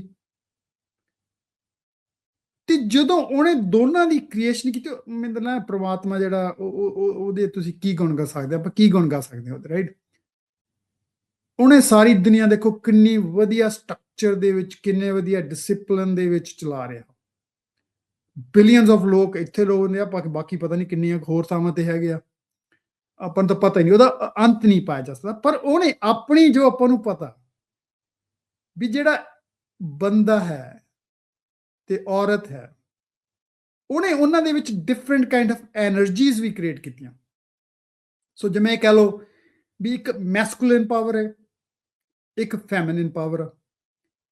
ਜਿਹੜੀ ਮੈਸਕੂਲਿਨ ਪਾਵਰ ਆ, ਉਹ ਇਹ ਸਮਝ ਲਓ ਵੀ ਉਹਦੀ ਜਿਹੜੀ ਐਨਰਜੀ ਹੈ ਨਾ, ਉਹ ਪ੍ਰੋਟੈਕਸ਼ਨ ਵਾਸਤੇ, ਉਹ ਸਟਰਕਚਰ ਵਾਸਤੇ, ਉਹ ਗੋਲ ਓਰੀਐਂਟਡ ਐਨਰਜੀ ਆ। ਕਿਉਂਕਿ ਉਹ ਲੋੜ ਸੀ ਜਦੋਂ ਪਹਿਲਾਂ ਇਨਸਾਨ, ਪਹਿਲਾ ਸ੍ਰਿਸ਼ਟੀ ਲਾ ਲਓ ਵੀ ਜਦੋਂ ਇਨਸਾਨ ਹਰੇ ਜੰਗਲਾਂ 'ਚ ਰਹਿੰਦਾ ਸੀ, ਕੋਈ ਹੋਰ ਸਾਧਨ ਨਹੀਂ ਸੀ, ਉਸ ਸਮੇਂ ਜਿਹੜੇ ਬੰਦੇ ਦਾ ਰੋਲ ਸੀ ਉਹ more protection to the family, safety, structure to the family, ਤੇ ਉਹ ਗੋਲਸ, ਰਾਈਟ। ਉੱਥੇ ਜਿਹੜਾ ਸਟਰਕਚਰ, ਗੋਲ, ਤਾਂ ਕਿ ਸ੍ਰਿਸ਼ਟੀ, ਤਾਂ ਕਿ ਉਹਨਾਂ ਦੀਆਂ ਉਹ ਟ੍ਰਾਈਬਸ, ਤਾਂ ਕਿ ਉਹ ਉਹਨਾਂ ਦੇ ਰਿਲੇਸ਼ਨਸ਼ਿਪ, ਤਾਂ ਕਿ ਉਹ ਉਹਨਾਂ ਦੀਆਂ ਕੌਮ ਜਿਹੜੀਆਂ ਸੀਗੀਆਂ ਉਹ ਅੱਗੇ ਤੁਰ ਸਕਣ। ਸੋ ਉਹਨਾਂ ਦੇ ਵਿੱਚ ਜ਼ਿਆਦਾ ਮੈਸਕੂਲਨ ਪਾਵਰ ਸੀ, ਤੇ ਵੂਮਨ ਜਿਹੜੀ ਸੀਗੀ ਉਹਦੇ ਵਿੱਚ ਜ਼ਿਆਦਾ ਫੈਮਿਨਿਨ ਪਾਵਰ ਸੀਗੀ, ਫੈਮਿਨਿਨ ਐਨਰਜੀ ਸੀਗੀ। ਜੀ ਹੁਣ ਜੇ ਫੈਮਿਨਿਨ ਐਨਰਜੀ ਕੀ ਆ, ਉਹ ਹੈਗੀ ਆ ਐਮਪਥੀ, ਇਮੋਸ਼ਨਸ, ਜਿਹਨੂੰ ਕਹਿ ਲਓ ਕੋਲੈਬੋਰੇਸ਼ਨ, ਲਵ ਐਂਡ ਕੇਅਰ, ਇੰਟਿਊਸ਼ਨ, ਇਹ ਸਾਰੀਆਂ ਚੀਜ਼ਾਂ ਫੈਮਿਨਿਨ ਐਨਰਜੀ 'ਚ ਆਉਂਦੀਆਂ। ਹੁਣ ਤੁਸੀਂ ਦੇਖੋ ਵੀ ਦੋਨੇ ਚੀਜ਼ਾਂ ਜਿਹੜੀਆਂ ਹੈਗੀਆਂ ਉਹ ਕਨਫਲਿਕਟ ਵੀ ਕਰ ਸਕਦੀਆਂ, ਰਾਈਟ। ਕਿਉਂਕਿ ਜੇ ਕੋਈ ਇਮੋਸ਼ਨਲ ਆ, ਉਧਰਲੇ ਪਾਸੇ ਸਟਰਕਚਰਡ ਵਾਲਾ ਆ, ਆਪਾਂ ਦੇਖਿਆ ਬਹੁਤ ਵਾਰੀ ਲੜਾਈ ਜਿਹੜੀ ਹਸਬੈਂਡ ਵਾਈਫ ਦੇ ਵਿੱਚ ਇਸੇ ਕਰਕੇ ਹੋਈ ਨੇ। Women's are more emotional and men thinks differently and they're more structured, and then there is a conflict because they think differently. ਪਰ ਉਹ ਥਿੰਕਿੰਗ ਜਿਹੜੀ ਹੈਗੀ ਆ, ਉਹਦਾ ਪਰਪਸ ਨਾ ਤਾਂ ਵੂਮਨ ਦਾ ਫਾਈਟ ਕਰਨਾ, ਨਾ ਮੈਨ ਦਾ ਹੈਗਾ, ਇੱਕ ਦੂਸਰੇ ਨੂੰ ਸਮਝਣ ਦੀ ਲੋੜ ਆ। ਦੋਨੇ ਐਨਰਜੀ ਜਿਹੜੀਆਂ ਮੈਸਕੂਲਨ ਤੇ ਫੈਮਿਨਿਨ, ਉਹ ਸਾਰਿਆਂ ਵਿੱਚ ਹੀ ਐਗਜ਼ਿਸਟ ਕਰਦੀਆਂ, ਓਕੇ, ਚਾਹੇ ਉਹ ਬੰਦਾ ਤੇ ਚਾਹੇ ਇਨਸਾਨ, ਘੱਟ ਵੱਧ ਹੋ ਸਕਦੀਆਂ, ਰਾਈਟ। ਸੋ ਜਿਹੜੀਆਂ ਵੂਮਨ ਸੀਗੀਆਂ ਉਹਦੇ ਵਿੱਚ ਓਵਰ ਦਾ ਟਾਈਮ ਫੈਮਿਨਿਨ ਐਨਰਜੀ ਜ਼ਿਆਦਾ ਸੀ, ਮੈਸਕੂਲਨ ਥੋੜੀ ਜਿਹੀ ਘੱਟ ਸੀ। ਪਰ ਜਦੋਂ ਕਿਤੇ ਉਹਨੂੰ ਲੋੜ ਪਈ ਆਪਣੀ ਫੈਮਿਲੀ ਨੂੰ ਪ੍ਰੋਟੈਕਟ ਕਰਨ ਦੀ, ਆਪਣੇ ਬੱਚਿਆਂ ਨੂੰ ਪ੍ਰੋਟੈਕਟ ਕਰਨ ਦੀ, ਤਾਂ ਉਹ ਵੀ ਉਹਨੇ ਮੈਸਕੂਲਨ ਪਾਵਰ ਸ਼ੋ ਕੀਤੀ ਆ। ਆਪਣੀ ਹਿਸਟਰੀ 'ਚ ਕਿੰਨੀ ਵਾਰੀ ਲੈ ਲਓ, ਰਾਈਟ। ਅੱਜ ਜਿਹੜੀ ਹੈਗੀ ਆ ਆਪਣੀ ਰਿਲੇਸ਼ਨਸ਼ਿਪ ਦੇ ਵਿੱਚ ਉਹ ਇਹ ਦੋਨੇ ਐਨਰਜੀਆਂ ਜਿਹੜੀਆਂ ਹੈਗੀਆਂ ਉਹ ਕਨਫਲਿਕਟ ਪੈਦਾ ਕਰ ਰਹੀਆਂ। ਜਿਹੜੀ ਵੂਮਨ ਹੈ ਉਹ ਅੱਜ ਦੇ ਸਮੇਂ ਦੇ ਵਿੱਚ ਉਹਨੂੰ ਮੈਸਕੂਲਨ એનર્ਜੀ ਹੋਰ ਦੀ ਲੋੜ ਆ, ਕਿਉਂਕਿ ਉਹਨੇ ਬਾਹਰ ਵੀ ਜਾਣਾ, ਉਹਨੇ ਕੰਮ ਵੀ ਕਰਨਾ, ਉਹਨੇ ਇਸ ਸੁਸਾਇਟੀ 'ਚ ਰਹਿਣਾ ਵੀ ਆ, ਰਾਈਟ। ਜਦੋਂ ਤੁਸੀਂ ਉਹ ਚੀਜ਼ਾਂ ਐਡ ਕਰੋਗੇ ਤਾਂ ਨੈਚੁਰਲੀ ਉਹਦੇ ਵਿੱਚ ਮੈਸਕੂਲਨ ਪਾਵਰ ਜਿਹੜੀਆਂ ਹੈਗੀਆਂ ਆਉਣਗੀਆਂ, ਉਹਨੂੰ ਚਾਹੀਦੀਆਂ, ਰਾਈਟ। ਸੋ ਇਸੇ ਤਰ੍ਹਾਂ ਇਨਸਾਨ ਆ, ਦੂਸਰੇ ਪਾਸੇ ਬੰਦਾ। ਜੇ ਹੁਣ ਉਹਦੇ ਵਾਈਫ ਨੇ ਕੰਮ ਕਰਨਾ, ਕੇਅਰ ਕਰਨੀ ਆ, ਹੋਰ ਕੰਮ ਕਰਨਾ, ਤਾਂ ਉਹਨੂੰ ਵੀ ਘਰ ਦੇ ਵਿੱਚ ਬੱਚਿਆਂ ਨੂੰ ਸਾਂਭਣ ਦੀ ਲੋੜ ਪੈਣੀ ਆ, ਹੋਰ ਕੰਮ ਕਰਨੇ ਪੈਣੇ ਆ ਮਾੜੇ ਮੋਟੇ। ਤਾਂ ਉਹਨੂੰ ਵੀ ਆਪਣੇ ਵਿੱਚ ਜਿਹੜੀਆਂ ਜਿਹੜੀਆਂ ਫੈਮਿਨਿਨ ਪਾਵਰਸ ਹੈਗੀਆਂ, ਐਨਰਜੀ ਹੈਗੀ ਆ, ਉਹ ਵੀ ਡਿਵੈਲਪ ਕਰਨੀਆਂ ਪੈਣੀਆਂ ਓਵਰ ਦਾ ਟਾਈਮ, ਰਾਈਟ। ਤਾਂ ਹੀ ਗੱਲ ਬਣਨੀ ਹੈ। ਨਹੀਂ ਤਾਂ ਜੇ ਕਹੋ ਵੀ ਮੈਂ ਤਾਂ ਡੀਲ ਹੀ ਨਹੀਂ ਕਰਨਾ ਹੈਗਾ, ਫਿਰ ਲੜਾਈ ਵਧੀ ਜਾਊਗੀ। ਸੋ ਜਦੋਂ ਅਸੀਂ ਇਹ ਫੈਮਿਨਿਨ ਤੇ ਜਿਹੜੀਆਂ ਮੈਸਕੂਲਨ ਪਾਵਰਸ ਨੂੰ ਅੰਡਰਸਟੈਂਡ ਕਰਾਂਗੇ ਤਾਂ ਸਾਨੂੰ ਇੱਕ ਦੂਸਰੇ ਨੂੰ ਸਮਝਣ ਦਾ ਮੌਕਾ ਮਿਲੂਗਾ, ਰਾਈਟ। ਤਾਂ ਅਸੀਂ ਇੱਕ ਦੂਸਰੇ ਨੂੰ ਸਮਝਾਂਗੇ ਵੀ ਨਹੀਂ, ਇਹ ਕੋਈ ਮੇਰੇ ਨਾਲ ਲੜਾਈ ਝਗੜਾ ਨਹੀਂ ਹੈਗਾ, ਇਹ ਨੈਚੁਰਲ ਜਿਹੜੀ, ਚਾਹੇ ਉਹ ਬੰਦਾ, ਚਾਹੇ ਉਹ ਔਰਤ ਆ, ਹਸਬੈਂਡ ਆ, ਵਾਈਫ ਆ, ਉਹਦੀ ਨੈਚੁਰਲ ਐਕਸਪ੍ਰੈਸ਼ਨ ਆ ਉਸ ਸਮੇਂ ਦਾ, ਉਸ ਐਨਰਜੀ ਦੇ ਨਾਲ, ਰਾਈਟ। ਹੁਣ ਕਿਉਂਕਿ ਥਿੰਗਸ ਚੇਂਜ ਹੋ ਰਹੀਆਂ ਹੈਗੀਆਂ, ਸੋ ਆਪਾਂ ਨੂੰ ਮੇਕ ਸ਼ੋਰ ਕਰਨ ਦੀ ਲੋੜ ਹੈ ਵੀ ਉਹ ਨਹੀਂ ਹੈਗਾ, ਸੋ ਸਮਝਣ ਦੀ ਲੋੜ ਆ, ਓਕੇ। ਜਿਵੇਂ ਮੈਂ ਤੁਹਾਨੂੰ ਕਿਹਾ ਵੀ ਆਪਣੇ ਮੈਂ ਇਹ ਜਿਹੜਾ ਸੀਕ੍ਰੇਟਸ ਆਫ ਹੈਪੀ ਮੈਰਿਜ, ਮੈਂ ਸੋਚ ਰਿਹਾ ਸੀ ਜਦੋਂ ਅੱਜ ਦੇ ਟੌਪਿਕ ਬਾਰੇ ਲਿਖ ਰਿਹਾ ਸੀ, ਉਹਨੂੰ ਆਪਾਂ 5 ਐਪੀਸੋਡ ਦੇ ਵਿੱਚ ਗੱਲ ਕਰਾਂਗੇ, ਠੀਕ ਹੈ। ਪਹਿਲੀ ਐਪੀਸੋਡ ਜਿਹੜਾ ਅੱਜ ਦਾ ਹੈਗਾ, ਉਹਦੇ 'ਚ ਆਪਾਂ ਗੱਲ ਕਰਾਂਗੇ ਫਾਊਂਡੇਸ਼ਨ ਦੀ, ਕਿਉਂਕਿ ਮੈਰਿਜ ਲਾਈਫ ਜੇ ਆ, ਮੈਰਿਜ ਲਾਈਫ ਉਹ ਕਿਹੜਾ 1 ਸਾਲ ਦੀ ਆ, 2 ਸਾਲ ਦੀ, ਮਹੀਨੇ 2 ਮਹੀਨੇ ਦੀ, ਰਾਈਟ। ਜੇ ਤੁਸੀਂ ਕਮਿਟਡ ਹੋ ਇੱਕ ਦੂਸਰੇ ਲਈ ਤਾਂ ਬਹੁਤ ਲੰਬਾ ਰਾਈਟ ਸਮਾਂ ਹੈਗਾ। ਜੇ ਤੁਸੀਂ 25-30 ਸਾਲ ਦੀ ਉਮਰ 'ਚ ਵੀ ਵਿਆਹ ਕਰਾਇਆ, 60-80 ਸਾਲ ਤੱਕ ਜਾਣਾ ਹੈਗਾ, ਤਾਂ 50-60 ਜੇ ਤੁਸੀਂ ਕਮਿਟਡ ਹੋ ਤੇ ਸਮਝ ਲਓ ਵੀ ਮੈਰਿਜ ਜਿਹੜੀ ਆ ਉਹ 50-60 ਸਾਲ ਜਾ ਸਕਦੀ ਆ, 70 ਸਾਲ ਜਾ ਸਕਦੀ ਆ, ਰਾਈਟ। ਸੋ ਜੇ ਐਡੀ ਤੱਕੜਾ ਦੂਰ ਤੱਕ ਤੁਸੀਂ ਜਾਣਾ, ਐਡੀ ਵੱਡੀ ਜਰਨੀ ਆ ਤੁਹਾਡੀ, ਜਰਨੀ ਐਸ ਮੈਰਿਜ ਰਿਲੇਸ਼ਨਸ਼ਿਪ ਦੇ ਵਿੱਚ, ਤਾਂ ਉਹਦੇ ਲਈ ਫਾਊਂਡੇਸ਼ਨ ਸਟਰੋਂਗ ਹੋਣਾ ਉਹ ਬਹੁਤ ਇੰਪੋਰਟੈਂਟ ਹੈ, ਰਾਈਟ। ਤਾਂ ਹੀ ਆਪਾਂ ਉਹ ਜਰਨੀ ਦੇ ਜਿਹੜੇ ਅਪਸ ਐਂਡ ਡਾਊਨਸ ਆ ਉਹ ਹੈਂਡਲ ਕਰ ਪਾਵਾਂਗੇ, ਰਾਈਟ। ਨਹੀਂ ਤਾਂ ਘੱਟ ਹੈ ਜੂਗਾ ਨਾ, ਜਿਵੇਂ ਕਹਿੰਦੇ ਜੇ ਘਰ ਚੰਗਾ ਨਹੀਂ ਬਣਿਆ ਹੈਗਾ, ਉਹਦੀ ਫਾਊਂਡੇਸ਼ਨ ਚੰਗੀ ਨਹੀਂ ਹੈਗੀ, ਤਾਂ ਫਿਰ ਕੀ ਹੋਣਾ? ਫਿਰ ਜਦੋਂ ਹਨੇਰਾ ਝੱਖੜ ਕੁਛ ਆਉਣਾ ਤਾਂ ਉਹਨੇ ਡਿੱਗ ਪੈਣਾ, ਰਾਈਟ।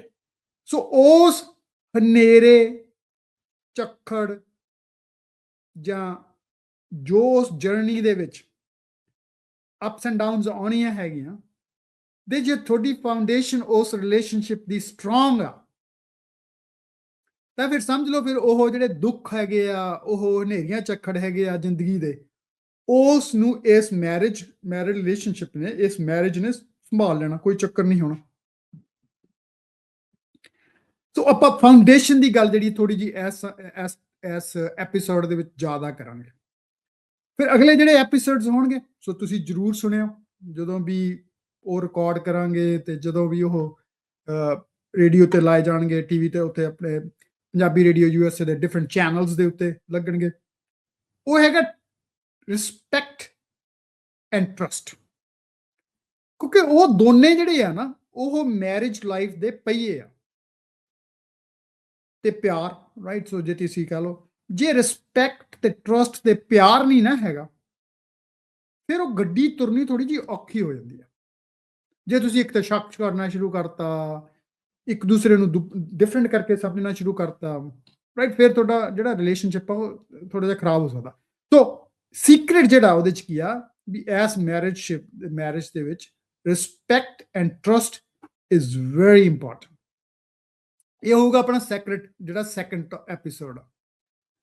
ਥਰਡ ਐਪੀਸੋਡ ਦੇ ਵਿੱਚ ਆਪਾਂ ਕਮਿਊਨੀਕੇਸ਼ਨ ਦੀ ਗੱਲ ਕਰਾਂਗੇ, ਕਿਉਂਕਿ ਕਮਿਊਨੀਕੇਸ਼ਨ ਜਿਹੜੀ ਹੈ ਇੱਕ ਦੂਸਰੇ ਨਾਲ ਗੱਲਬਾਤ ਹੈਗੀ ਆ, ਕਮਿਊਨੀਕੇਸ਼ਨ ਹੈਗੀ ਆ, ਜ਼ਿੰਦਗੀ ਦੇ ਵਿੱਚ ਡਿਸੀਜਨ ਮੇਕਿੰਗ ਹੈਗੀ ਆ, ਦੂਸਰੀਆਂ ਹੈਗੀਆਂ। ਜੇ ਉਹ ਗੱਲਬਾਤ ਕਰਕੇ ਮਿਊਚੁਅਲੀ ਆਪਾਂ ਇਹ ਸਮਝਾਂਗੇ ਵੀ ਇੱਕ ਦੂਜੇ ਦੀ ਜ਼ਿੰਮੇਵਾਰੀ ਹੈਗੀ ਆ, ਤਾਂ ਫਿਰ ਉਹ ਟਰਸਟ ਵੀ ਵਧੂਗਾ, ਉਹ ਰਿਸਪੈਕਟ ਵੀ ਵਧੂਗੀ ਜੇ ਤੁਸੀਂ ਇੱਕ ਦੂਸਰੇ ਦੀ ਲਾਈਫ 'ਚ ਕੰਟਰੀਬਿਊਟ ਕਰ ਰਹੇ ਹੋ, ਠੀਕ ਹੈ ਨਾ। ਸੋ ਉਹ ਜਿਹੜਾ ਹੈਗਾ ਆਪਣਾ ਤੀਸਰਾ ਐਪੀਸੋਡ ਹੋਊਗਾ। ਚੌਥੇ ਐਪੀਸੋਡ ਦੇ ਵਿੱਚ ਆਪਾਂ ਗੱਲ ਕਰਾਂਗੇ ਫੋਰਗਿਵਨੈਸ ਦੀ ਤੇ ਪੇਸ਼ੈਂਸ ਦੀ, ਕਿਉਂਕਿ ਕਨਫਲਿਕਟ ਤਾਂ ਆਉਣੇ ਹੀ ਆਉਣੇ ਆ। ਮਿਸਅੰਡਰਸਟੈਂਡਿੰਗ ਤਾਂ ਇੰਨਾ ਸਮਝ ਲਓ, ਮਿਸਅੰਡਰਸਟੈਂਡਿੰਗ ਤੋਂ ਮਤਲਬ ਹੈਗਾ ਵੀ ਆਰਗੂਮੈਂਟਸ, ਡਿਫਰੈਂਸਿਸ ਆਫ ਥਿੰਕਿੰਗ, ਉਹ ਤਾਂ ਰਹਿਣੀਆਂ, ਉਹ ਤਾਂ ਆਉਣਗੀਆਂ ਮੈਜੋਰਟੀ ਆਫ ਦਾ ਟਾਈਮ। ਸੋ ਜੇ ਹੋਣਗੀਆਂ ਤਾਂ ਕਈ ਵਾਰੀ ਆਪਾਂ ਨੂੰ ਗੁੱਸਾ ਵੀ ਆ ਜਾਊਗਾ, ਇੱਕ ਦੂਸਰੇ ਨੂੰ ਮਾੜਾ ਭਲਾ ਵੀ ਕਹਿ ਦਾਂਗੇ, ਲੜਾਈ ਵੀ ਹੋ ਸਕਦੀ ਆ। ਫਿਰ ਉਹਦੇ 'ਚ ਫੋਰਗਿਵਨੈਸ ਜਿਹੜੀ ਆ ਉਹ ਬਹੁਤ ਹੀ ਜ਼ਰੂਰੀ ਆ, ਤੇ ਪੇਸ਼ੈਂਸ। ਹਰ ਚੀਜ਼ ਨੇ ਹਰ ਸਮਾਂ ਹੈਗਾ, ਉਹਦੇ 'ਚ ਬੈਲੈਂਸ, ਉਹਦੇ ਵਿੱਚ ਧੀਮਾ ਰਹਿਣਾ, ਪੇਸ਼ੈਂਸ ਬਹੁਤ ਇੰਪੋਰਟੈਂਟ। ਆਪਾਂ ਬਹੁਤ ਗੱਲ ਕਰਾਂਗੇ ਡਿਟੇਲ 'ਚ। ਤੇ ਜਿਹੜਾ ਪੰਜਵਾਂ ਟੌਪਿਕ ਹੋਊਗਾ, ਪੰਜਵਾਂ ਐਪੀਸੋਡ ਇਸ ਦਾ ਹੋਊਗਾ, ਉਹ ਹੋਊਗਾ ਗਰੋਇੰਗ ਟੂਗੇਦਰ। ਕਿਉਂਕਿ ਉਹ ਸਾਰਿਆਂ ਨਾਲੋਂ ਵਧੀਆ ਚੀਜ਼ ਆ। ਜੇ ਤੁਹਾਡੀ ਇਹ ਜਰਨੀ ਹੈਗੀ ਆ ਤੇ ਉਹ 50-60 ਸਾਲ ਜਰਨੀ ਹੈਗੀ ਆ, ਤੇ ਤੁਸੀਂ ਇੱਕ ਦੂਸਰੇ ਨਾਲ ਵਾਅਦਾ ਕਰ ਲਿਆ ਵੀ ਅਸੀਂ we are going to get old together, ਤਾਂ ਫਿਰ ਉਹ ਜਿਹੜੀ ਜਰਨੀ ਆ ਨਾ ਗਰੋਇੰਗ ਟੂਗੇਦਰ, ਉਹ ਚਾਹੇ ਸਪਿਰਿਚੁਅਲ ਜਰਨੀ ਆ ਤੁਹਾਡੀ, ਚਾਹੇ ਆਪਣੇ ਪਰਿਵਾਰ ਦੀ ਜਰਨੀ ਆ, ਚਾਹੇ ਉਹ ਫਾਈਨੈਂਸ਼ੀਅਲ ਜਰਨੀ ਹੈਗੀ ਆ। ਜੇ ਤੁਸੀਂ ਇਕੱਠੇ ਹੈਗੇ ਹੋ ਤਾਂ ਫਿਰ ਤੁਸੀਂ ਮੈਮਰੀਜ਼ ਬਿਲਡ ਕਰੋਗੇ ਜਿਹੜੀਆਂ ਤੁਹਾਨੂੰ ਕਹਿੰਦੇ ਆ ਨਾ ਉਹ ਜ਼ਿੰਦਗੀ ਦੇ ਵਿੱਚ ਜਿਹੜੀ ਅਪਸ ਐਂਡ ਡਾਊਨਸ ਆਉਣਗੀਆਂ ਉਹਨੂੰ ਹੈਂਡਲ ਕਰਨ ਲਈ ਤਾਕਤ ਦੇਣਗੀਆਂ।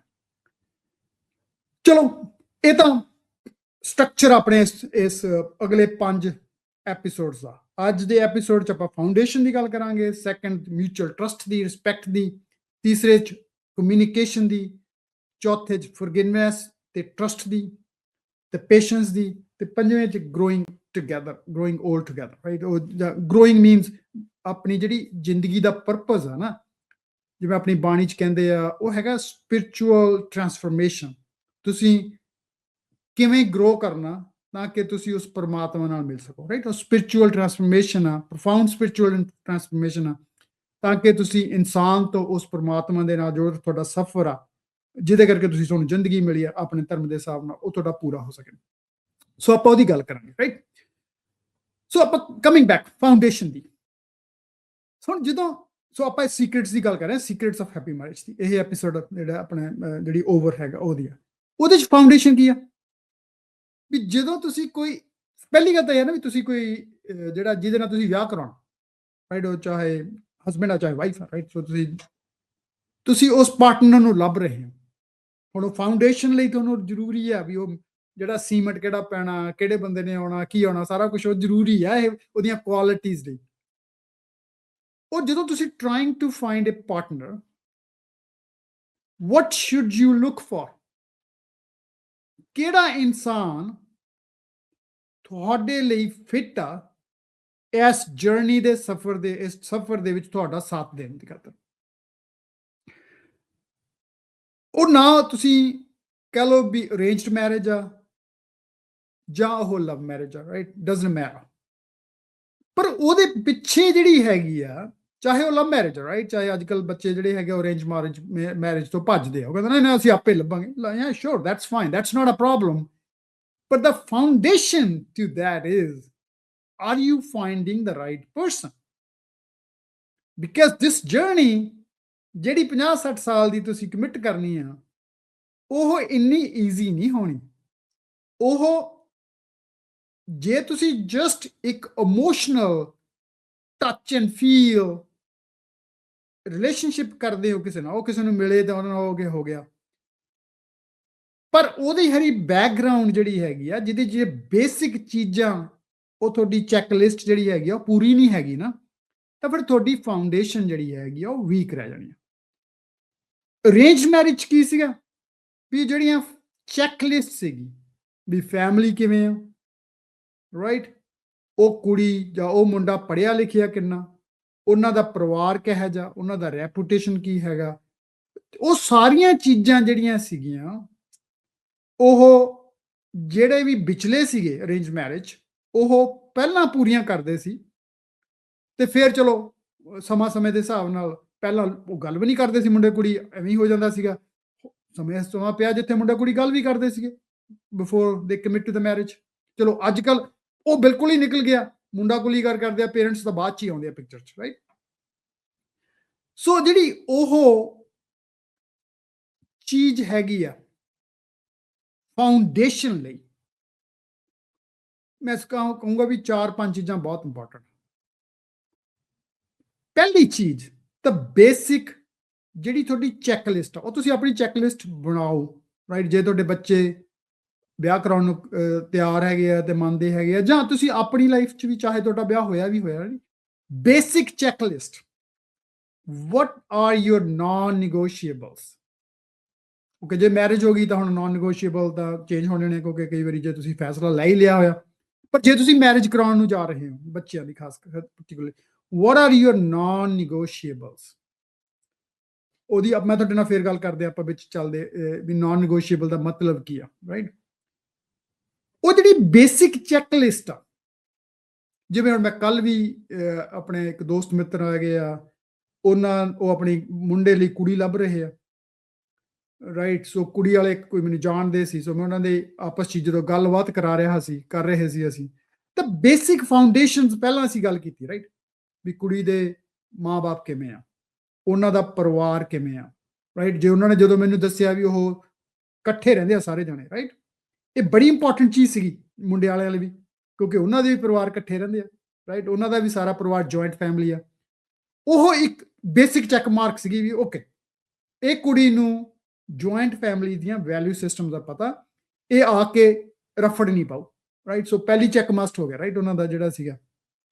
ਜੇ ਹੁਣ ਜੁਆਇੰਟ ਫੈਮਿਲੀ ਨਹੀਂ ਹੈਗੀ, ਉਹ ਅਲੱਗ-ਅਲੱਗ ਰਹਿੰਦੇ ਆ, ਤਾਂ ਸ਼ੋਰ ਕੁੜੀ ਨੇ ਆ ਕੇ ਪਹਿਲਾਂ ਹੀ ਕਹਿਣਾ ਸੀ ਮੈਂ ਤਾਂ ਇਕੱਠੀ ਰਹਿ ਨਹੀਂ ਸਕਦੀ। ਪਰ ਉਹਨਾਂ ਦੀ ਚੈੱਕਲਿਸਟ ਜਿਹੜੀ ਸੀਗੀ ਫਰਸਟ, ਉਹ ਉਸ ਚੈੱਕਲਿਸਟ ਸੀਗਾ ਵੀ ਓਕੇ, ਸਾਨੂੰ ਇਹ ਵੈਲਿਊ ਸਿਸਟਮ ਦੇ ਵਿੱਚ ਇਹ ਕੁੜੀ ਫਿੱਟ ਲੱਗਦੀ ਆ, ਕੁੜੀ ਕਹਿੰਦੇ ਸਾਨੂੰ ਮੁੰਡਾ ਵੀ ਫਿੱਟ ਲੱਗਦਾ ਹੈਗਾ।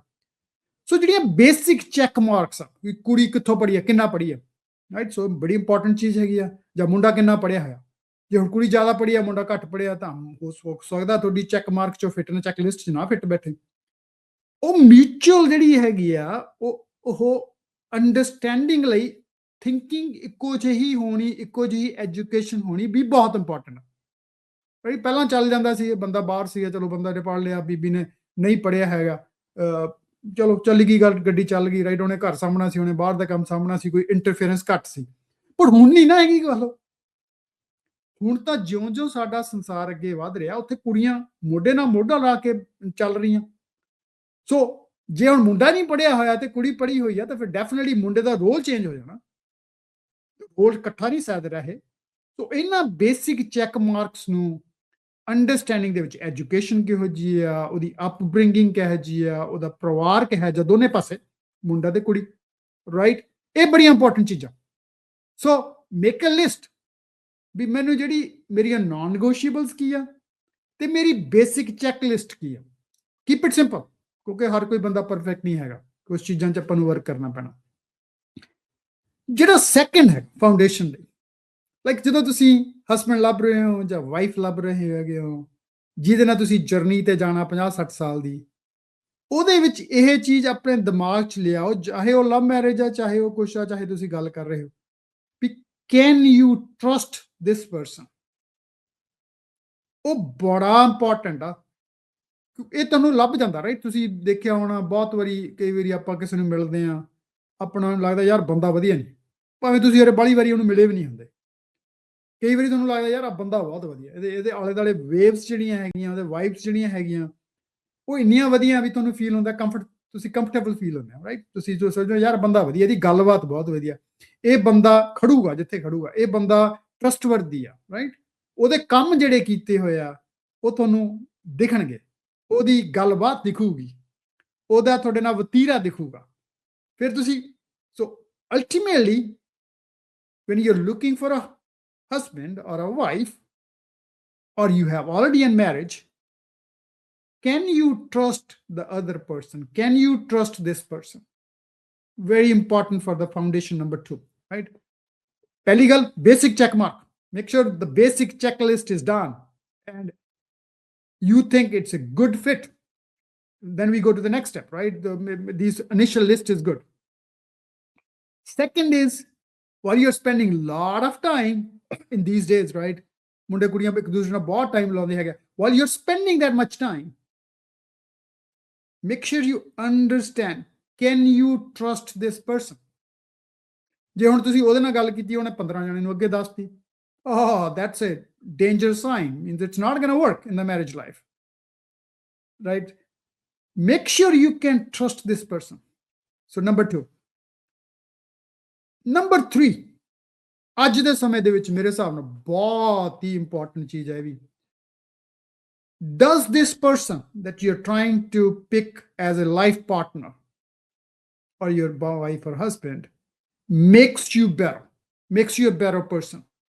Okay, ਇਹ ਬਹੁਤ ਇੰਪੋਰਟੈਂਟ।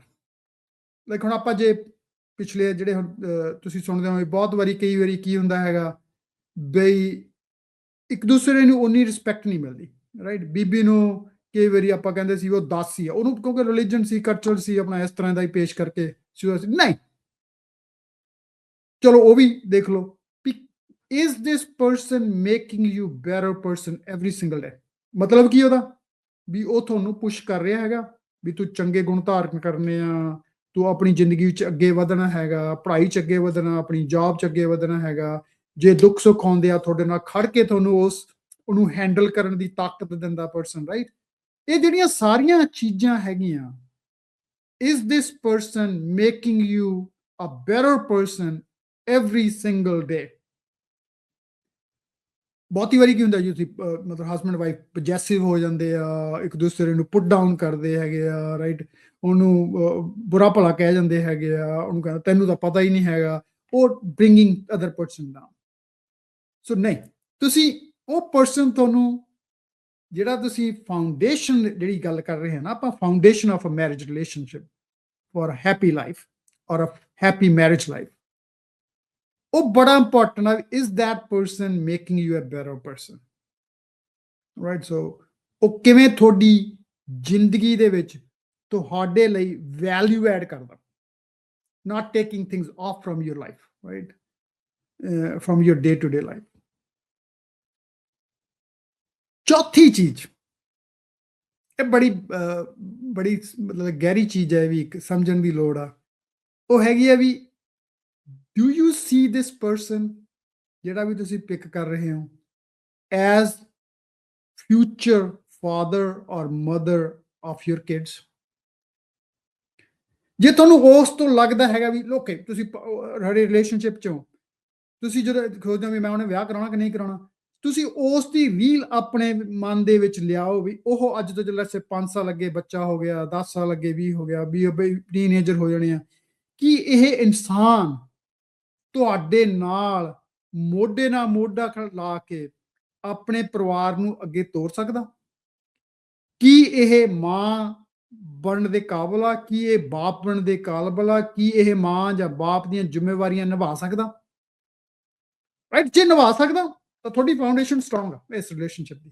ਫਿਰ ਤੁਹਾਨੂੰ ਕੋਈ ਜਿਹੜੇ ਦੁੱਖ ਆਉਣਗੇ, ਅਪਸ ਐਂਡ ਡਾਊਨਸ ਹੋਣਗੀਆਂ, ਆਰਗੂਮੈਂਟਸ ਹੋਣਗੀਆਂ, ਡਿਫਰੈਂਸਿਸ ਹੋਣਗੇ, ਉਹ ਤੁਸੀਂ ਕਰ ਲੈਣੇ, ਸਾਰਾ ਕੁਝ ਹੋ ਜਾਣਾ, ਰਾਈਟ? ਪਰ ਇਹ ਫਾਊਂਡੇਸ਼ਨ ਦੇ ਤੌਰ ਤੇ ਇਹ ਬਹੁਤ ਇੰਪੋਰਟੈਂਟ ਆ। Can you see this person as the future mother or father of your kids? Very important thing. The last of foundation ਦੀ ਗੱਲ ਉਹ ਹੈਗੀ ਆ, how does this person handle conflicts or difficult times? ਕਿਉਂਕਿ ਜ਼ਿੰਦਗੀ ਦੇ ਵਿੱਚ ਦੁੱਖ ਚੜ੍ਹਾਅ ਤਾਂ ਆਉਣਾ ਹੀ ਆ ਨਾ, ਤੇ ਉਹ ਕਿਵੇਂ ਹੈਂਡਲ ਕਰਦਾ ਉਹ ਸਮੇਂ ਨੂੰ, ਨਾ ਕਿ ਜਿਹੜਾ ਜਦੋਂ ਖੁਸ਼ੀ ਆ ਤਾਂ ਸਾਰੇ ਹੀ ਕਹਿੰਦੇ ਹੁੰਦੇ ਨਾ, ਸੁੱਖ 'ਚ ਤਾਂ ਸਾਰੇ ਹੀ ਦੋਸਤ ਆ, ਦੁੱਖ 'ਚ ਪਤਾ ਲੱਗਦਾ। ਦੁੱਖ 'ਚ ਇਹ ਪਤਾ ਲੱਗਣਾ ਵੀ ਜਦੋਂ ਹੁਣ ਉਹ ਕਿਵੇਂ ਹੈਂਡਲ ਕਰਦਾ, ਹੁਣ ਉਹ ਆਪਣੇ ਪਰਿਵਾਰ ਨੂੰ ਸਟਰਕਚਰ ਦਿੰਦਾ, ਸਪੋਰਟ ਦਿੰਦਾ, ਕਿ ਉਹ ਆਪ ਹੀ ਭਾਰ ਬਣ ਜਾਂਦਾ ਉਸ ਤੇ। So how do you handle, how does this person handle conflicts ਔਰ ਡਿਫਿਕਲਟ ਟਾਈਮਸ? ਸੋ ਜੇ ਤੁਸੀਂ ਰਿਲੇਸ਼ਨਸ਼ਿਪ 'ਚੋਂ ਮੁੰਡੇ ਕੁੜੀਆਂ ਲਈ, ਸੋ ਆਪਣੇ ਜਿਹੜੇ ਬੱਚਿਆਂ ਦੀ ਜੇ ਤੁਸੀਂ ਉਹਨਾਂ ਨੂੰ ਦੱਸਣਾ ਹੈਗਾ, ਸੀ ਉਹ ਕਿਵੇਂ ਹੈਂਡਲ ਕਰਦੇ ਆ, right? Put them into different situations, difficult times, and see how does that person react, right? ਉਹ ਐਂਗਰੀ ਹੁੰਦਾ ਹੈਗਾ, ਉਹ ਕਿਵੇਂ ਕਰਦਾ ਹੈਗਾ, ਉਹਦੀ ਅਪਰੋਚ ਠੀਕ ਹੈਗੀ ਆ, ਉਹਦੀ ਥਿੰਕਿੰਗ ਠੀਕ ਹੈਗੀ ਆ। ਇਹ ਜਿਹੜੀਆਂ ਚੀਜ਼ਾਂ ਇਹ ਬੇਸਿਕ ਚੀਜ਼ਾਂ ਹੈਗੀਆਂ ਫਾਊਂਡੇਸ਼ਨ ਦੀ। ਜਿਹੜੀ ਸੋ ਆਪਾਂ ਗੱਲ ਕੀਤੀ ਫਾਊਂਡੇਸ਼ਨ ਦੀ, ਰਾਈਟ। ਸੋ ਮੈਂ ਦੁਬਾਰਾ ਰਿਪੀਟ ਕਰਦਾ ਵੀ ਫਾਊਂਡੇਸ਼ਨ ਜਿਹੜੀ ਆ ਨਾ ਉਹ ਬੜੀ ਇੰਪੋਰਟੈਂਟ ਆ। This is one of the secret for happy marriage. ਉਹ ਫਾਊਂਡੇਸ਼ਨ ਦੀਆਂ ਜਿਹੜੀਆਂ 4-5 ਚੀਜ਼ਾਂ ਮੈਂ ਤੁਹਾਡੇ ਨਾਲ ਸ਼ੇਅਰ ਕੀਤੀਆਂ, ਮੈਂ ਦੁਬਾਰਾ ਦੱਸ ਦਾਂਗਾ, ਬੜੀਆਂ ਇੰਪੋਰਟੈਂਟ ਚੀਜ਼ਾਂ ਉਹ ਹੈਗੀਆਂ ਵੀ basic checklist, is that person a good fit. ਉਹਦੇ 'ਚ ਤੁਸੀਂ ਬੇਸਿਕ ਜਿਹੜੀ ਹੈਗੀ ਆ ਉਹ ਚੈੱਕਲਿਸਟ ਬਣਾ ਲਓ ਵੀ ਇਹਦਾ ਜਿਹੜੀ ਇਹਦੇ ਪਰਿਵਾਰ ਚੰਗਾ, ਇਹਦੀ ਗਰੋਥ ਚੰਗੀ ਹੈ, ਐਜੂਕੇਸ਼ਨ ਚੰਗੀ ਹੈ, ਆਲ ਦਾ ਸਟਫ ਜਿਹੜਾ ਜ਼ਰੂਰੀ ਹੈ। Second is can you trust this person. Third is does this person makes you feel better, makes you grow better, makes you grow every single day, right? Through make a better person, makes you a better person every single day. Chauthi gal, is this person, can you see in this person the future mother or father of your kids, right? Very important. Panjਵੇਂ ਚੀਜ਼ਾਂ ਹੈਗੀਆਂ, how does this person handle conflicts or the difficult times in life? How would that person handle, right? ਕਿਉਂਕਿ ਆਉਣੀਆਂ ਔਰ ਮੈਂ ਪਹਿਲਾਂ ਗੱਲ ਕੀਤੀ ਸੀ ਵੀ naan negotiable ਦੀ। ਉਹ ਨਾਨ ਨੈਗੋਸ਼ੀਏਬਲ ਜਿਹੜੇ ਆ ਨਾ ਉਹ ਕੀ ਆ? ਕਿਉਂਕਿ ਕਈ ਵਾਰੀ ਹੁੰਦਾ ਹੀ ਕੀ ਆ ਵੀ ਸਾਨੂੰ ਇਹ ਪਤਾ ਹੀ ਨਹੀਂ ਹੁੰਦਾ ਵੀ ਸਾਡੇ ਨਾਨ ਨੈਗੋਸ਼ੀਏਬਲ ਕੀ ਆ ਤੇ ਅਸੀਂ ਰਿਲੇਸ਼ਨਸ਼ਿਪ 'ਚ ਪੈ ਜਾਂਦੇ ਹਾਂ, ਰਾਈਟ। ਹੁਣ ਮੈਂ ਤੁਹਾਡੇ ਨਾਲ ਕੁਝ ਚੀਜ਼ਾਂ ਜਿਹੜੀਆਂ ਨਾਨ ਨੈਗੋਸ਼ੀਏਬਲ ਦੀਆਂ ਗੱਲ ਕਰਾਂ, ਰਾਈਟ, ਤਾਂ ਕਿ ਤੁਹਾਡੇ ਆਪਣੇ ਸਾਰਿਆਂ ਨੂੰ ਸਮਝ ਆ ਜਾਵੇ ਉਸ ਗੱਲ ਦੀ। ਜਿਵੇਂ ਮੇਰੇ ਇੱਕ ਸਾਡੇ ਜਾਣਦੇ ਪਰਿਵਾਰ ਚੋਂ ਹੈਗੇ ਆ, ਉਹ ਜੁਆਇੰਟ ਫੈਮਿਲੀ ਸੀਗੀ, ਕੁੜੀ ਨਾਲ ਮੈਰਿਜ ਹੋ ਗਈ। ਹੁਣ ਜਦੋਂ ਕੁੜੀ ਆਈ ਤਾਂ ਉਹ ਕਹਿੰਦੀ ਵੀ ਆਪਾਂ ਲੱਗ ਰਹਿਣਾ। ਉਹ ਮੁੰਡੇ ਲਈ ਉਹ ਨਾਨ ਨੈਗੋਸ਼ੀਏਬਲ ਸੀ। ਉਹ ਮੁੰਡੇ ਦਾ ਸੀਗਾ ਨਾ, ਅਸੀਂ ਇਕੱਠੇ ਰਹੇ ਹਾਂ, ਸਾਡਾ ਪਰਿਵਾਰ ਇਕੱਠਾ ਰਿਹਾ, this is non negotiable for me. ਪਰ ਉਹ ਗੱਲ ਕਮਿਊਨੀਕੇਸ਼ਨ ਪਹਿਲਾਂ ਨਹੀਂ ਹੋਈ।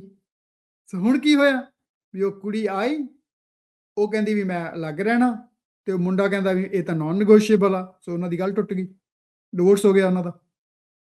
ਨਾਨ ਨੈਗੋਸ਼ੀਏਬਲ। ਤੁਸੀਂ ਦੇਖਿਆ ਹੋਣਾ ਵੀ ਕਈ ਜਾਣੇ ਕੀ ਹੈਗੇ ਆ ਵੀ ਲੈਟਸ ਅਸਿਊਮ, ਮੈਂ ਤੁਹਾਨੂੰ ਥੋੜ੍ਹੀਆਂ ਸਿੰਪਲ ਦੱਸ, ਕੋਈ ਕਹਿੰਦਾ ਵੀ ਮੈਂ ਤਾਂ ਵੈਜੀਟੇਰੀਅਨ ਨਹੀਂ ਖਾਣਾ, ਕੋਈ ਕਹਿੰਦਾ ਮੈਂ ਤਾਂ ਨਾਨ ਵੈਜੀਟੇਰੀਅਨ ਖਾਣਾ, ਮੇਰਾ ਤਾਂ ਸਰਦਾ ਹੀ ਨਹੀਂ ਉਦੋਂ ਬਿਨਾਂ, ਚਿਕਨ ਖਾਦੇ ਤੋਂ ਬਿਨਾਂ, ਹੋਰ ਚੀਜ਼ਾਂ ਖਾਦੇ ਤੋਂ ਬਿਨਾਂ, ਹਨਾ। ਹੁਣ ਉਹ ਨਾਨ ਨੈਗੋਸ਼ੀਏਬਲ ਆ, ਭਾਵੇਂ ਉਹ ਸੋਲਵ ਹੋ ਸਕਦੀ ਹੈ, ਰਾਈਟ। ਤੁਸੀਂ ਬੈਠ ਕੇ ਜੇ ਕਮਿਊਨੀਕੇਸ਼ਨ ਬੰਦਾ ਗੱਲ ਗੱਲਬਾਤ ਕਰਦਾ ਹੈਗਾ ਤਾਂ then you can figure it out, right, ਵੀ ਓਕੇ ਐਵੇਂ ਹੀ ਹੋਣਾ ਹੈਗਾ। ਹੁਣ ਕੁਕਿੰਗ ਹੈਗੀ ਆ, ਕੋਈ ਕਹਿੰਦਾ ਮੈਂ ਤਾਂ ਬਾਹਰ ਹੀ ਖਾਣਾ ਸਾਰੀ ਉਮਰ, ਕਹਿੰਦਾ ਨਹੀਂ, ਦੂਸਰਾ ਕਹਿੰਦਾ ਨਹੀਂ ਮੈਂ ਤਾਂ ਘਰ ਦਾ ਹੀ ਖਾ ਕੇ ਰਾਜੀ। Then there is ਗੋਣਾ B conflict ਜੇ ਤੁਹਾਡੀ ਉਹ ਨਾਨ ਨੈਗੋਸ਼ੀਏਬਲ 'ਚ ਗੱਲ ਚਲੀ ਗਈ।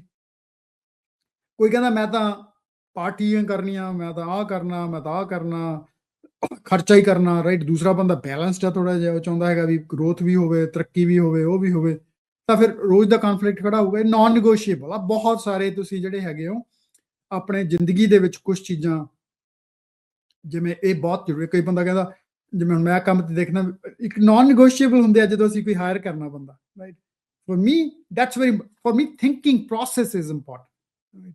It's okay if you don't have all the knowledge, but I want to make sure you're honest with yourself, right? ਤੁਸੀਂ learn ਕਰ ਸਕਦੇ ਹੋ। ਜੇ ਤੁਸੀਂ ਝੂਠ ਮਾਰੋਗੇ, ਨਹੀਂ ਕਰੋਗੇ, ਉਹ ਫਿਰ ਤੁਹਾਡਾ ਮੇਰੇ ਲਈ ਉਹ ਨਾਨ ਨੈਗੋਸ਼ੀਏਬਲ ਆ, ਕਿਉਂਕਿ ਫਿਰ ਤੁਸੀਂ ਤਰੱਕੀ ਨਹੀਂ ਕਰ ਸਕਣਾ ਹੈਗਾ, right. It's okay to not know everything, because ਕਿਉਂਕਿ ਲਰਨ ਕਰ ਸਕਦੇ ਆਪਾਂ, ਸਾਰੇ ਲਰਨ ਕਰਦੇ ਹਾਂ, ਰਾਈਟ। ਮੈਂ ਤੁਹਾਨੂੰ ਦੱਸਿਆ ਮੈਂ 20-25 ਬੁੱਕ ਸਾਰੇ ਸਾਲ ਪੜ੍ਹਦਾ, ਕਿਉਂ? ਚਾਹੇ ਪਤਾ ਵੀ ਹੋਵੇ ਕਈ ਚੀਜ਼ਾਂ ਦਾ, ਪਰ ਉਹ ਰੈਪੀਟੇਸ਼ਨ, ਕਿਉਂਕਿ ਤੁਹਾਡੀ ਜ਼ਿੰਦਗੀ, ਸਿੱਖ ਦਾ ਮਤਲਬ ਹੀ ਆ, ਸਿੱਖ ਦਾ ਮਤਲਬ ਆ ਜਿਹੜਾ ਜ਼ਿੰਦਗੀ ਦਾ ਉਹ ਇੱਕ ਸਟੂਡੈਂਟ ਆ ਲਾਈਫ ਦਾ।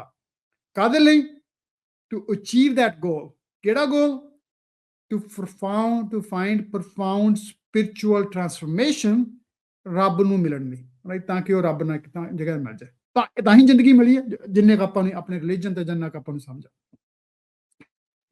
ਉਹ ਜਿਹੜੀ ਫਾਊਂਡੇਸ਼ਨ ਦੀ ਗੱਲ ਮੈਂ ਤੁਹਾਡੇ ਨਾਲ ਕਰ ਰਿਹਾ, ਉਹਦੇ 'ਚ ਹੁਣ ਆਪਾਂ ਦੇਖੋ, ਜਦੋਂ ਮੈਂ ਨਾ ਪਿਛਲੇ ਵੀਕ ਫ੍ਰੈਜ਼ਨੋ ਮੈਰਿਜ ਤੇ ਸੀ, ਉੱਥੇ ਬਾਬਾ ਜੀ ਲਾਵਾਂ ਪੜ੍ਹ ਰਹੇ ਸੀ, ਉਹਨਾਂ ਨੇ ਬੜਾ ਵਧੀਆ ਵਿਆਖਿਆ ਵੀ ਕੀਤੀ ਉਸ ਗੱਲ ਦੀ। ਪਰ ਮੈਂ ਤੁਹਾਨੂੰ ਆਪਣੇ ਢੰਗ ਦੇ ਵਿੱਚ ਉਹ ਕਮਿਟਮੈਂਟ ਆ, ਜਦੋਂ ਹੁਣ 4 ਲਾਵਾਂ ਆਪਾਂ ਲੈਂਦੇ ਹਾਂ ਗੁਰੂ ਗ੍ਰੰਥ ਸਾਹਿਬ ਜੀ ਦੇ ਆਲੇ ਦੁਆਲੇ, ਉਹ ਬੜੀ ਵਧੀਆ ਸਿੱਖਿਆ, ਉਹ ਤੁਹਾਡੀ ਫਾਊਂਡੇਸ਼ਨਲ ਜਰਨੀ ਲਈ ਫਾਊਂਡੇਸ਼ਨਲ ਗਾਈਡੈਂਸ ਆ। ਚਾਹੇ ਗੁਰਬਾਣੀ ਦੇ ਸਮਝ ਲਓ ਵੀ ਗੁਰਬਾਣੀ 'ਚ ਜਿਹੜੀਆਂ ਉਹ ਲਾਵਾਂ ਲਿਖੀਆਂ ਗਈਆਂ, ਜੋ ਮੈਨੂੰ ਸਮਝ ਆ ਉਹ ਇਹ ਆ ਵੀ ਇਸ ਜੀਵ ਦਾ ਉਸ ਪਰਮਾਤਮਾ ਨਾਲ ਮੇਲ ਮਿਲਾਪ ਕਿਵੇਂ ਹੋਣਾ, ਉਹਦੇ ਲਈ ਉਹ ਜਰਨੀ ਆ। ਪਰ ਇਹ ਅਪਲਾਈ ਹੁੰਦੀਆਂ ਹੈਗੀਆਂ ਮੈਰਿਜ ਤੇ, ਇਹ ਰਿਲੇਸ਼ਨਸ਼ਿਪ ਆ, ਕਿਉਂਕਿ ਉਸੇ ਤਰ੍ਹਾਂ ਹੀ ਗੁਰਬਾਣੀ ਦੇ ਵਿੱਚ ਜੀਵ ਨੂੰ ਉਹ ਵੂਮਨ ਦਾ ਦਰਜਾ ਦੇ ਕੇ ਵੀ ਤੁਸੀਂ ਉਹ ਪ੍ਰਮਾਤਮਾ ਨਾਲ ਕਿਵੇਂ ਮਿਲਣਾ, ਉਸ ਪ੍ਰਮਾਤਮਾ ਨੂੰ ਕਿਵੇਂ ਮਿਲਣਾ ਹੈਗਾ, ਉਸ ਦੀ ਉਹ ਗਾਈਡੈਂਸ ਆ। ਪਰ ਗੁਰਬਾਣੀ ਆਪਣੀ ਇੱਕ ਹੋਰ ਗੱਲ ਵੀ ਕਹਿੰਦੀ ਆ, ਇਹ ਬੇਸਿਕ ਅਗੇਨ ਫਾਊਂਡੇਸ਼ਨ ਦੀ ਗੱਲ ਆ। ਉਹ ਕਹਿੰਦੇ ਵੀ ਜਿਹੜੀ ਮੈਰਿਜ ਆ ਉਹ ਦੋ ਬਾਡੀਜ਼ ਦਾ ਮੇਲ ਨਹੀਂ ਹੈਗਾ। ਉਹ ਇਹ ਨਹੀਂ ਹੈਗਾ ਵੀ ਉਹ ਦੋਨੇ ਜਾਣੇ ਜਿਹੜੇ ਹੈਗੇ ਆ ਉਹ ਇਕੱਠੇ ਬਹਿੰਦੇ ਆ, ਇਕੱਠੇ ਰਹਿੰਦੇ ਆ ਤਾਂ ਮੈਰਿਜ ਹੋ ਗਈ, ਨਹੀਂ। ਉਹ ਤਾਂ ਠੀਕ ਹੀ ਠੀਕ ਆ, ਉਹ ਤਾਂ ਰਹਿਣਾ ਹੀ ਆ। ਪਰ ਉਹ ਕੀ ਕਹਿੰਦੇ, ਏਕ ਜੋਤ ਦੋਇ ਮੂਰਤੀ ਧਨ ਪਿਰ ਕਹੀਏ ਸੋਏ। ਮਤਲਬ ਕੀ ਵੀ ਉਹ ਦੋ ਤਾਂ ਸਰੀਰ ਤਾਂ ਹੈਗੇ ਆ, ਪਰ ਉਹਨਾਂ ਦੇ ਫਿਰ ਵਿੱਚ ਇੱਕ ਜੋਤ ਬਲਦੀ ਆ। ਮਤਲਬ ਕੀ ਵੀ ਜਿਹੜੀ ਉਹਨਾਂ ਦੀ ਫਿਰ ਜਦੋਂ ਤੁਸੀਂ ਇਸ ਜਰਨੀ ਤੇ ਤੁਰਦੇ ਹੋ ਤਾਂ ਫਿਰ ਤੁਹਾਡੀ ਜਿਹੜੀ ਕਮਿਟਮੈਂਟ ਆ ਇੱਕ ਦੂਸਰੇ ਪ੍ਰਤੀ, ਤੁਹਾਡੀ ਡਾਇਰੈਕਸ਼ਨ ਆ, ਤੁਹਾਡੀ ਅਲਾਈਨਮੈਂਟ ਆ, ਉਹ ਫਿਰ ਇੱਕ ਆ। ਫਿਰ ਤੁਹਾਡੀ ਸੋਚ ਇੱਕੋ ਜਿਹੀ ਆ, ਫਿਰ ਤੁਹਾਡੀ ਜਰਨੀ ਇੱਕੋ ਜਿਹੀ, ਫਿਰ ਇੱਕ ਜੋਤ ਬਲ ਰਹੀ ਆ ਦੋ ਸਰੀਰਾਂ ਦੇ ਵਿੱਚ। ਉਹ ਦੋ ਸਰੀਰ ਆ ਪਰ ਉਹਨਾਂ ਦੇ ਵਿੱਚ ਸੋਚ, ਉਹਨਾਂ ਦੀ ਡਾਇਰੈਕਸ਼ਨ, ਉਹਨਾਂ ਦੀ ਕਮਿਟਮੈਂਟ, ਉਹਨਾਂ ਦੀ ਅਲਾਈਨਮੈਂਟ ਉਹ ਇੱਕੋ ਜਿਹੀ ਆ, ਰਾਈਟ। ਇਹਨੂੰ ਕਹਿੰਦੇ ਆ ਰਿਲੇਸ਼ਨਸ਼ਿਪ, ਇਹਨੂੰ ਕਹਿੰਦੇ ਆ ਮੈਰਿਜ ਲਾਈਫ, ਇਹਨੂੰ ਕਹਿੰਦੇ ਆ ਫਿਰ ਉਹ secrets of happy marriage, right. ਜਦੋਂ ਦੋ ਬਾਡੀਜ਼ ਨਾ, ਅੱਜ ਕੱਲ ਦੇਖੋ ਤੁਸੀਂ ਕਿੰਨਾ, ਰਾਈਟ, ਹਰ ਕਈ ਵਾਰੀ ਤੁਸੀਂ ਦੇਖੋ ਪਰਿਵਾਰਾਂ ਦੇ ਵਿੱਚ ਉਹ ਹਸਬੈਂਡ ਦੇ ਸੈਪਰੇਟ ਅਕਾਊਂਟ ਆ, ਵਾਈਫ ਦਾ ਸੈਪਰੇਟ ਅਕਾਊਂਟ ਆ, ਰਾਈਟ। ਉਹ ਇੱਕ ਪਾਸੇ ਨੂੰ ਖਿੱਚਦਾ, ਉਹ ਦੂਸਰੇ ਪਾਸੇ ਨੂੰ ਖਿੱਚਦੀ ਆ, ਫਿਰ ਇੱਕ ਜੋਤ ਦਾ ਹੋਈ ਨਾ। ਫਿਰ ਅਸੀਂ ਗੁਰਬਾਣੀ ਨੂੰ ਤਾਂ ਮੰਨਿਆ ਨਾ, ਤਾਂ ਫਿਰ ਤਾਂ ਅਸੀਂ ਆਪਣੇ ਦੋ ਸਰੀਰ ਤਾਂ ਹੋ ਗਏ ਜਿਹੜੇ ਇੱਕ ਘਰ 'ਚ ਰਹਿੰਦੇ ਆ, ਇਕੱਠੇ ਕਰਦੇ ਆ ਆਪਣੀਆਂ ਜ਼ਿੰਮੇਵਾਰੀਆਂ ਹੋਪਫੁਲੀ। ਪਰ ਉਹ ਗੁਰਬਾਣੀ ਦੇ ਹਿਸਾਬ ਨਾਲ ਉਹ ਹਰੇ ਹਸਬੈਂਡ ਵਾਈਫ ਐਕਚੁਅਲ ਰਿਲੇਸ਼ਨਸ਼ਿਪ 'ਚ ਨਹੀਂ ਹੈਗੇ। ਉਹ ਤੱਕ ਜਿਹੜਾ ਦੁਨਿਆਵੀ ਰਿਲੇਸ਼ਨਸ਼ਿਪ ਬਣ ਗਿਆ, ਪਰ ਜਿਹੜਾ ਸਪਿਰਚੁਅਲ ਰਿਲੇਸ਼ਨਸ਼ਿਪ ਆ, ਖੁਸ਼ੀ ਵਾਲਾ ਰਿਲੇਸ਼ਨਸ਼ਿਪ ਆ, ਉਹ ਕਿੱਥੇ ਹੈਗਾ? ਉੱਥੇ ਹੈਗਾ ਏਕ ਜੋਤ ਦੋਇ ਮੂਰਤੀ ਤਨ ਪਿਰ ਕਹੀਏ ਸੋਏ। ਫਿਰ ਉਹ ਰਿਲੇਸ਼ਨਸ਼ਿਪ ਬਣ, ਉਸ ਰਿਲੇਸ਼ਨਸ਼ਿਪ ਦੇ ਵਿੱਚ ਕਾਈਂਡਨੈਸ ਆ, ਓਨੈਸਟੀ ਆ, ਸ਼ੇਅਰਡ ਵੈਲਿਊਜ਼ ਆ, ਰਾਈਟ, ਇਮੋਸ਼ਨਲ ਇੰਟੈਲੀਜੈਂਸ ਆ। ਇਹ ਸਾਰੀਆਂ ਪਾਰਟ ਆਫ ਦੈਟ ਰਿਲੇਸ਼ਨ ਉਸ ਜੋਤ ਦੇ ਵਿੱਚ ਆ, ਜਿਹੜੀਆਂ ਤੁਹਾਡੇ ਦੋਨਾਂ ਦੇ ਵਿੱਚ, ਹਸਬੈਂਡ ਵਾਈਫ ਦੇ ਵਿੱਚ ਫਿਰ ਰਹਿ ਰਹੀਆਂ, ਰਾਈਟ। ਹੁਣ ਆਪਾਂ ਚਾਰ ਲਾਵਾਂ ਦੀ ਗੱਲ ਕਰਦੇ, ਇਹ ਵੀ ਇੱਕ ਫਾਊਂਡੇਸ਼ਨ ਆ, ਠੀਕ ਆ। ਉਹ ਚਾਰ ਲਾਵਾਂ ਕੀ ਆ? ਬੜਾ ਵਧੀਆ ਭਾਈ ਜੀ ਨੇ ਐਕਸਪਲੇਨ ਕੀਤਾ, ਪਰ ਮੈਂ ਤੁਹਾਨੂੰ ਆਪਣੇ ਢੰਗ ਨਾਲ ਜੋ ਮੈਨੂੰ ਸਮਝ ਆ ਉਸ ਹਿਸਾਬ ਨਾਲ ਮੈਂ ਤੁਹਾਨੂੰ ਦੱਸਦਾ। ਜਿਹੜੀ ਪਹਿਲੀ ਲਾਮ ਨਾ, ਉਹ ਕੀ ਆ? ਉਹ ਕਹਿੰਦੇ ਵੀ ਹਰ ਲਾਭ ਪੈਲੜੀ, ਹਰ ਪੈਲੜੀ ਲਾਭ ਪ੍ਰਵਿਰਤੀ ਕਰਮ ਦ੍ਰਿੜਾਇਆ ਬਲਰਾਮ ਜੀ। ਉਹਦੇ ਵਿੱਚ ਕੀ ਮਤਲਬ ਆ? ਹੁਣ ਜਦੋਂ ਕਹਿੰਦੇ ਵੀ ਜਦੋਂ ਤੂੰ ਇਸ ਜਰਨੀ ਦੇ ਉੱਤੇ ਤੁਰਿਆ, ਹੁਣ ਤੇਰਾ ਮੈਰਿਜ ਹੋ ਰਹੀ ਆ, ਰਾਈਟ, ਤੇਰਾ ਪਹਿਲਾ ਸਟੈਪ ਆ ਉਸ ਚੀਜ਼ ਦਾ। ਇਸ ਸਟੈਪ ਦੇ ਵਿੱਚ ਕਰਮ ਦ੍ਰਿੜਾਇਆ, ਹੁਣ ਤੂੰ ਅੱਜ ਤੋਂ ਬਾਅਦ ਇਹ ਤੇਰੀ ਕਮਿਟਮੈਂਟ ਆ ਕਿ ਤੁਸੀਂ ਇੱਕ ਦੂਸਰੇ ਨਾਲ ਇੱਕ ਓਨੈਸਟ ਲਾਈਫ, ਪਿਆਰ ਭਰੀ ਲਾਈਫ, ਧਾਰਮਿਕ ਲਾਈਫ ਉਹ ਜਿਉਣੀ ਆ। ਜਿਉਂ ਤੋਂ ਤੁਸੀਂ ਇਸ ਜ਼ਿੰਦਗੀ ਦੇ ਵਿੱਚ ਜਾਣਾ ਹੈਗਾ, ਤੁਹਾਡੀ ਜ਼ਿੰਦਗੀ ਦੇ ਵਿੱਚ ਬੜੀ ਵਧੀਆ ਲਾਮ ਜਿਹੜੀ ਪਹਿਲੀ ਲਾਮ ਹੈਗੀ ਹੈ, ਰਾਈਟ, ਪਰ ਉਹਦੇ 'ਚ ਤੁਹਾਡੀ ਸੈਲਫਲੈਸ ਐਕਸ਼ਨਸ ਹੋਣੇ ਚਾਹੀਦੇ। ਇੱਕ ਦੂਸਰੇ ਨੇ, ਉਹੀ ਗੱਲ ਆ ਗਈ ਨਾ ਮੁੜ ਕੇ ਪਹਿਲੇ ਵਾਲੀ, ਵੀ ਜੋਤ ਤੁਸੀਂ ਅੱਜ ਤੋਂ ਇੱਕ ਹੋ। ਜਦੋਂ ਤੁਸੀਂ ਜੋਤ ਅੱਜ ਤੋਂ ਇੱਕ ਹੋ ਤਾਂ ਤੁਹਾਡਾ ਕੋਈ ਵੀ ਐਕਸ਼ਨ ਜਿਹੜਾ ਹੈਗਾ ਉਹ ਸੈਲਫਿਸ਼ ਨਹੀਂ ਹੋ ਸਕਦਾ। ਉਹ ਇੱਕ ਦੂਸਰੇ ਪ੍ਰਤੀ ਓਨੈਸਟ ਲਾਈਫ ਵਿਦਨ ਦਾ ਵੈਲਿਊ ਸਿਸਟਮਸ, ਇਕੱਠੇ ਰਹਿ ਕੇ, ਅਲਾਈਨਮੈਂਟ ਹੋ ਕੇ, ਕਮਿਟਡ ਹੋ ਕੇ ਵੀ ਅੱਜ ਤੋਂ ਅਸੀਂ ਇਕੱਠੇ ਹਾਂ, ਅੱਜ ਤੋਂ ਸਾਡਾ ਦੁੱਖ ਸੁੱਖ ਸਾਂਝਾ, ਅੱਜ ਤੋਂ ਜੇ ਸਾਨੂੰ ਕੋਈ ਪ੍ਰੋਬਲਮ ਵੀ ਆਊਗੀ ਤਾਂ ਅਸੀਂ ਇਕੱਠੇ ਹੋ ਕੇ ਉਸ ਦਾ ਜਿਹੜਾ ਹੈਗਾ ਸਾਹਮਣਾ ਕਰਨਾ ਹੈਗਾ, ਰਾਈਟ। ਇਹ ਤਾਂ ਜਿਹੜੀ ਹੈ ਨਾ, ਇਹ ਪਹਿਲੀ ਲਾਮ ਆ। ਇਹ ਜਿਹੜਾ ਹੈਗਾ ਉਹ ਕਮਿਟਮੈਂਟ ਦੀ ਉਸ ਜਰਨੀ ਦਾ ਪਹਿਲਾ ਸਟੈਪ ਆ ਵੀ ਅੱਜ ਤੋਂ ਅਸੀਂ ਇੱਕ ਦੂਸਰੇ ਨਾਲ ਕਮਿਟਡ ਆ, ਸਾਡੀ ਅੱਜ ਤੋਂ ਅਸੀਂ ਇੱਕ ਜੋਤ ਆ, ਅੱਜ ਤੋਂ ਅਸੀਂ ਸਾਡੀ ਲਾਈਫ ਜਿਹੜੀ ਆ ਉਹ ਸੈਲਫਿਸ਼ ਨਹੀਂ, ਇੱਕ ਦੂਸਰੇ ਲਈ ਆ, ਅੱਜ ਤੋਂ ਅਸੀਂ ਇਸ ਸੰਸਾਰ ਦੇ ਵਿੱਚ ਚੰਗੇ ਕਰਮ ਕਰਨੇ ਆ, ਅੱਜ ਤੋਂ ਅਸੀਂ ਆਪਣੀ ਜ਼ਿੰਦਗੀ ਦੇ ਵਿੱਚ ਚੰਗੇ ਧਾਰਮਿਕ, ਜਿਹਨੂੰ ਕਹਿ ਲਓ ਵੀ ਗੁਰਬਾਣੀ ਚ ਆਪਾਂ ਕਹਿੰਦੇ ਨਾ, ਗੁਰੂ ਨਾਨਕ ਦੇਵ ਜੀ ਨੇ ਕਿਹਾ ਵੀ ਨਾਮ ਜਪੋ, ਵੰਡ ਛਕੋ, ਕਿਰਤ ਕਰੋ, ਰਾਈਟ? ਉਹੋ ਜੀ ਜ਼ਿੰਦਗੀ ਜਿਉਣੀ ਆ, ਤਾਂ ਫਿਰ ਉਹ ਪਹਿਲਾ ਸਟੈਪ ਪੈ ਗਿਆ ਲੱਭ ਦਾ। ਜੇ ਉਹ ਨਹੀਂ ਹੈਗਾ ਤਾਂ ਫਿਰ ਐਵੇਂ ਇੱਕ ਗੇੜਾ ਹੀ ਆ, ਉਹਦਾ ਕੋਈ ਪਰਪਸ ਨਹੀਂ ਹੈਗਾ। ਠੀਕ ਆ, ਤੁਸੀਂ ਦੁਨਿਆਵੀ ਤੌਰ ਤੇ ਆਪਾਂ ਲਾਵਾਂ ਤਾਂ ਲੈ ਲਈਆਂ, ਪਰ ਉਹਦਾ ਜਿਹੜਾ ਐਕਚੁਅਲ ਜ਼ਿੰਦਗੀ ਦੇ ਵਿੱਚ ਜਿਹੜਾ ਉਹਦਾ ਤੁਸੀਂ ਆਪਾਂ ਹਰੇ ਅਪਣਾ ਹੀ ਨਹੀਂ ਕੀਤਾ। ਤਾਂ ਜੇ ਆਪਾਂ ਅਪਣਾਈ ਕਰਨਾ ਹੈਗਾ ਤਾਂ ਇਹ ਪਹਿਲਾਂ ਦਿਮਾਗ 'ਚ ਲਿਆਓ ਵੀ ਮੈਂ ਹੁਣ, ਤੁਹਾਡੀ ਆਪਣੀ ਮੈਰਿਜ ਹੋਈ ਆ, ਮੈਨੂੰ 37 ਸਾਲ ਹੋ ਗਏ, 38 ਸਾਲ, ਇਹ ਚੀਜ਼ ਦੁਬਾਰਾ ਦਿਮਾਗ 'ਚ ਆਉਂਦੇ ਰਹਿਣੀ ਚਾਹੀਦੀ ਆ ਵੀ ਅਸੀਂ ਗੁਰੂ ਗ੍ਰੰਥ ਸਾਹਿਬ ਜੀ ਦੇ ਆਲੇ 4 ਲਾਵਾਂ ਲਈਆਂ ਸੀ, ਤੇ ਉਹ 4 ਲਾਵਾਂ ਦੀ ਪਹਿਲੀ ਲਾਮ ਸੀ ਕਿ ਅਸੀਂ ਆਪਣੀ ਜ਼ਿੰਦਗੀ ਸਾਡੀ ਉਹ ਇੱਕ ਜੋਤ ਆ, ਹੁਣ ਇੱਕ ਡਾਇਰੈਕਸ਼ਨ ਆ, ਇੱਕ ਅਲਾਈਨਮੈਂਟ ਆ, ਕਮਿਟਮੈਂਟ ਆ ਵੀ ਇਸ ਜਰਨੀ ਤੇ ਅਸੀਂ ਧਾਰਮਿਕ ਜ਼ਿੰਦਗੀ ਜਿਉਣੀ ਆ, ਨਾਮ ਜਪੋ, ਕਰਮ ਕਰੋ, ਵੰਡ ਛਕੋ, ਜਿਹੜਾ ਵੀ ਹੈਗਾ ਉਹ ਆਪਾਂ ਰਹਿਣਾ ਹੈਗਾ। ਠੀਕ ਆ, ਉਹ ਸਮੇਂ ਨੂੰ ਮੈਂ ਦੇਖਦਾ। ਦੂਸਰੀ ਜਿਹੜੀ ਲਾਮ ਆ ਉਸ ਜਰਨੀ ਦੀ ਸੈਕੰਡ ਸਟੇਜ, ਸੋ ਉਹ ਕਹਿੰਦੇ ਵੀ ਜਦੋਂ ਹੁਣ ਤੁਸੀਂ ਇਸ ਤਰ੍ਹਾਂ ਦੀ ਜ਼ਿੰਦਗੀ ਸ਼ੁਰੂ ਕਰਤੀ, ਜਿਹੜੀ ਪਹਿਲੀ ਲਾਮ ਚ ਕਹਿੰਦੀ ਧਰਮ ਦੀ ਜ਼ਿੰਦਗੀ, ਚੰਗੇ ਕਰਮ ਕਰਨੇ, ਕਮਿਟਡ ਹੋਣਾ, ਅਲਾਈਨਮੈਂਟ ਹੋਣਾ, ਇੱਕ ਜੋਤ ਬਣ ਗਏ, ਉਹ ਫਿਰ ਕਹਿੰਦੇ ਵੀ ਤੈਨੂੰ ਹਰ ਦੂਜੜੀ ਲਾਭ ਸਤਿਗੁਰ ਪੁਰਖ ਮਿਲਾਇਆ ਬਲਰਾਮ ਜੀਓ। ਕਹਿੰਦੇ ਜਦੋਂ ਤੂੰ ਫਿਰ ਇਹੋ ਜੀ ਜ਼ਿੰਦਗੀ ਜਿਉਣੀ ਸ਼ੁਰੂ ਕਰ ਦੇਗਾ ਤਾਂ ਫਿਰ ਤੇਰੀ ਜ਼ਿੰਦਗੀ ਦੇ ਵਿੱਚ ਪਿਆਰ, ਡਿਵੋਸ਼ਨ ਤੇ ਜਿਹੜੀ ਈਗੋ ਆ, ਹੋਮ ਹੈ, ਜਿਹਦੇ ਪਿੱਛੇ ਲੜਾਈ ਦੀ, ਜਿਹੜੇ ਜੇ ਤੁਸੀਂ ਕਹੋ ਨਾ ਜਿਹੜਾ ਸੰਸਾਰ ਦੇ ਵਿੱਚ ਬਹੁਤੀਆਂ ਲੜਾਈਆਂ ਦਾ ਕਾਰਨ ਈਗੋ, ਹੋਮੇ ਆ, ਰਾਈਟ? ਉਹ ਕਿਉਂਕਿ ਡਿਫਰੈਂਸ ਆ, ਜਦੋਂ ਤੁਸੀਂ ਇਕੱਠੇ ਨਹੀਂ ਹੈਗੇ ਤਾਂ ਹੋਮੇ ਆ, ਰਾਈਟ? ਜਦੋਂ ਤੁਸੀਂ ਇਕੱਠੇ ਹੋਣੇ ਸ਼ੁਰੂ ਹੋ ਗਏ, ਤੁਹਾਡੇ 'ਚ ਪਿਆਰ ਵੱਧ ਗਿਆ, ਤੁਹਾਡੇ 'ਚ ਡਿਵੋਸ਼ਨ ਵੱਧ ਗਈ, ਚਾਹੇ ਉਹ ਤੁਹਾਡੀ ਆਪਣੇ ਇੱਕ ਦੂਸਰੇ ਪ੍ਰਤੀ ਆ, ਚਾਹੇ ਪਰਮਾਤਮਾ ਪ੍ਰਤੀ ਆ, ਤਾਂ ਫਿਰ ਕੀ ਹੋਊਗਾ ਵੀ ਐਲੀਮੀਨੇਸ਼ਨ ਆਫ ਈਗੋ ਹੋ ਜੂਗੀ, ਹੋਮੇ ਦਾ ਦੂਰ ਹੋ ਜੂਗੀ। ਜਦੋਂ ਹੋਮੇ ਦੂਰ ਹੋ ਗਈ ਤਾਂ ਤੁਹਾਡੀ ਜ਼ਿੰਦਗੀ ਜਿਹੜੀ ਆ ਉਹ ਆਟੋਮੈਟਿਕਲੀ ਖੁਸ਼ੀ ਹੋਣ 'ਚ ਭਰਨੀ ਸ਼ੁਰੂ ਹੋ ਜਾਣੀ ਹੈਗੀ, ਉਹਦੇ 'ਚ ਖੁਸ਼ੀਆਂ ਆਉਣੀਆਂ ਸ਼ੁਰੂ ਹੋ ਜਾਣੀਆਂ। ਹੁਣ ਅਗਲੀ ਜਰਨੀ, ਤੀਸਰੀ ਲਾਮ, ਉਹ ਕਹਿੰਦੇ ਤੀਸਰੀ ਲਾਮ ਜਿਹੜੀ ਸੀ ਨਾ, ਉਹਦੇ 'ਚ ਕੀ ਕਹਿੰਦੇ ਆ ਗੁਰੂ ਸਾਹਿਬ? ਕਹਿੰਦੇ ਹਰ ਤੀਜੜੀ ਲਾਭ ਮਨ ਚਾਉ ਪਿਆ ਬੈਰਾਗੀਆ ਬਲਰਾਮ ਜੀਓ। ਹੁਣ ਕਿਹੜੀ, ਜਦੋਂ ਤੁਸੀਂ ਉਸ ਜਰਨੀ ਤੇ ਤੁਰ ਪਏ ਨਾ, ਹੁਣ ਤੁਹਾਨੂੰ ਕਿਉਂਕਿ ਇਨਰ ਡਿਵੋਸ਼ਨ ਆ ਗਈ, ਈਗੋ ਦਾ ਦੂਰ ਹੋ ਗਿਆ, ਹੁਣ ਤੁਸੀਂ ਉਹ ਦੋਨੇ ਜਾਣੇ ਜਦੋਂ ਉਸ ਅਗਲੀ ਸਟੇਜ ਤੇ ਤੁਰ ਰਹੇ ਹੋ, ਤਾਂ ਫਿਰ ਤੁਹਾਨੂੰ ਜਿਹੜੀ ਪੀਸ, ਜਿਹੜੀ ਸ਼ਾਂਤੀ ਆ, ਜਿਹੜੀ ਖੁਸ਼ੀ ਆ, ਜਿਹੜੀ ਆਨੰਦ ਦੀ ਅਵਸਥਾ, ਜਿਹੜੀ ਕਮਿਊਨਿਟੀ ਤੁਸੀਂ ਆਪਣੀ ਕਰ ਰਹੇ ਹੋ, ਫਿਰ ਤੁਸੀਂ you start learn how to give back.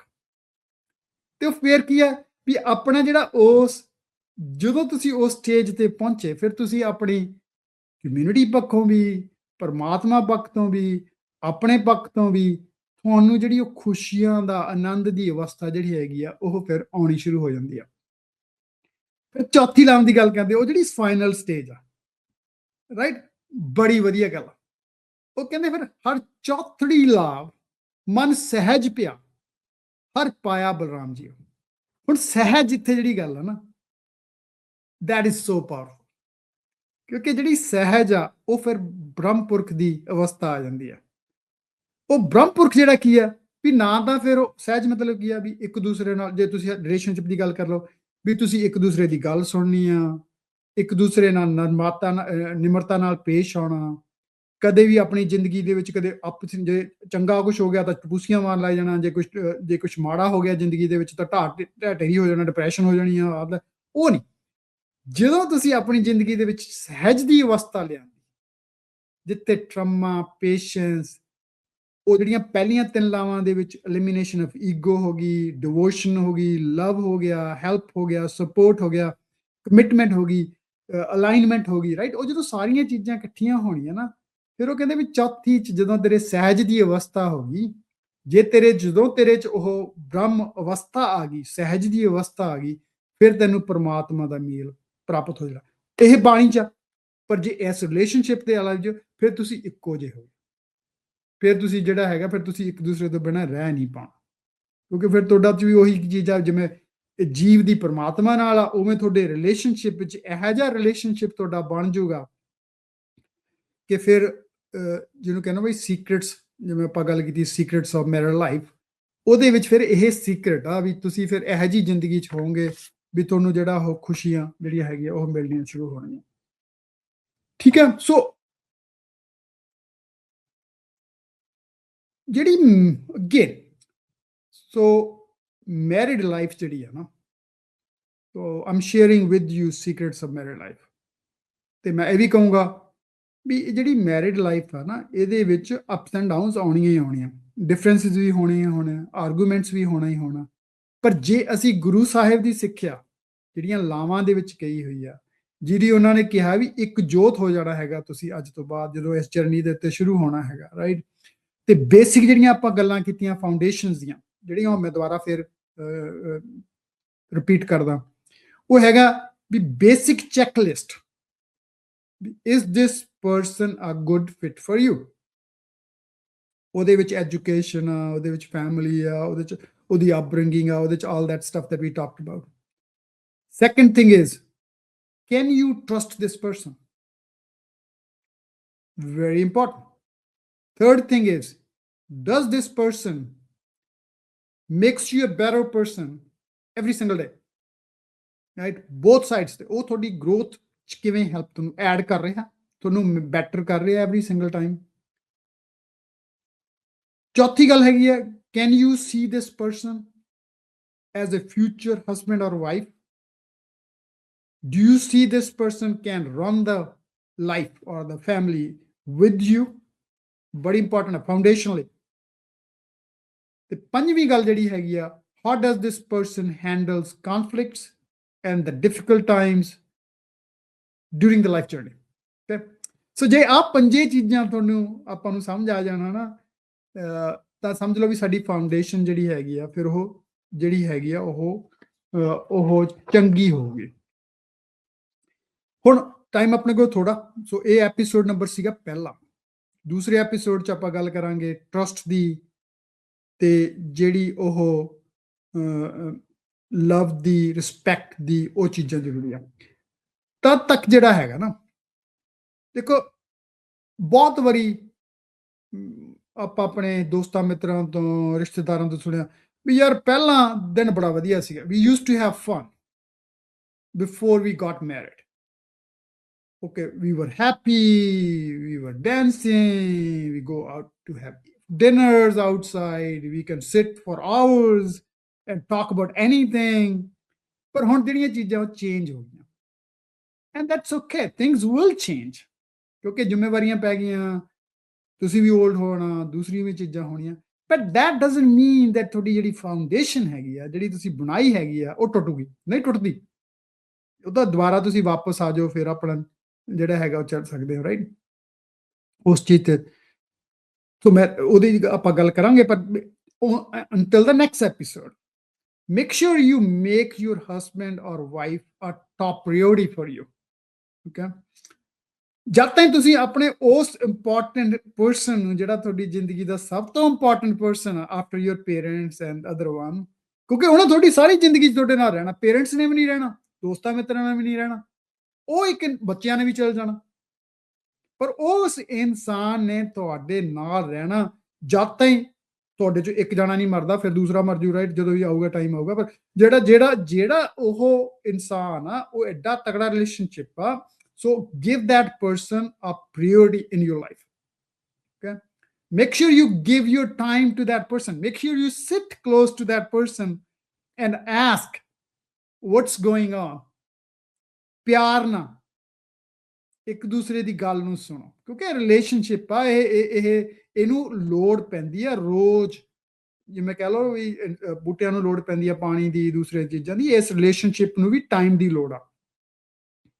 So make your husband or wife your top priority, make sure you find time for each other. ਦੂਸਰੀ ਗੱਲ ਹੈਗੀ ਆ, ਅਗਲੇ ਸਮੇਂ ਤੱਕ ਆਪਾਂ ਗੱਲ ਕਰਾਂਗੇ, make sure you pay attention to that touch and feel of this relationship. ਉਹਦਾ ਮਤਲਬ ਕੀ ਆ ਵੀ ਇੱਕ ਦੂਸਰੇ ਦੀ ਪ੍ਰੇਜ਼ ਕਰਨਾ, ਉਹ ਤੋਂ ਦੂਰ ਨਾ ਭੱਜੋ, ਇੱਕ ਦੂਸਰੇ ਵੱਲੋਂ ਮੂੰਹ ਨਾ ਮੋੜੋ, ਰਾਈਟ। ਜੇ ਜਦੋਂ ਵੀ ਮੌਕਾ ਮਿਲਦਾ, ਜੇ ਕੋਈ ਚੰਗੀ ਗੱਲ ਹੋਈ ਆ, ਜੇ ਕਿਸੇ ਦੂਸਰੇ ਨੇ ਚੰਗੀ ਗੱਲ ਕੀਤੀ ਆ, ਤਾਂ ਕਹੋ ਵੀ ਯਾਰ ਬਹੁਤ ਵਧੀਆ ਸੀ, I really like what you did. ਤੂੰ ਅੱਜ ਬਹੁਤ ਵਧੀਆ ਸੂਟ ਪਾਇਆ ਹੋਇਆ। ਜੇ ਵੂਮਨ ਆ ਉਹਨੂੰ ਕਹੇ ਵੀ ਤੂੰ ਆਹ ਕੰਮ ਬਹੁਤ ਵਧੀਆ ਕੀਤਾ, ਰਾਈਟ? ਛੋਟੀਆਂ-ਛੋਟੀਆਂ ਗੱਲਾਂ ਇਹਨਾਂ ਨੂੰ ਗਰੰਟਿਡ ਨਾ ਲਓ। ਇਹਦੇ ਨਾਲ ਜੇ ਆਪਾਂ ਉਹ ਚੀਜ਼ਾਂ ਆਪਣੀ ਜ਼ਿੰਦਗੀ 'ਚ ਅਪਣਾਈ ਕਰਾਂਗੇ ਨਾ ਤਾਂ ਰਿਲੇਸ਼ਨਸ਼ਿਪ ਚੰਗਾ ਹੋਊਗਾ। ਸੀਕ੍ਰੇਟ ਆ ਇਹ ਵੀ।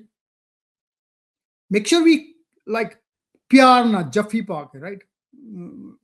ਜੇ ਕਿਸ ਕਰਦੇ ਹੋ ਮਤਲਬ it's okay, it's part of relationship. Make that person feel good.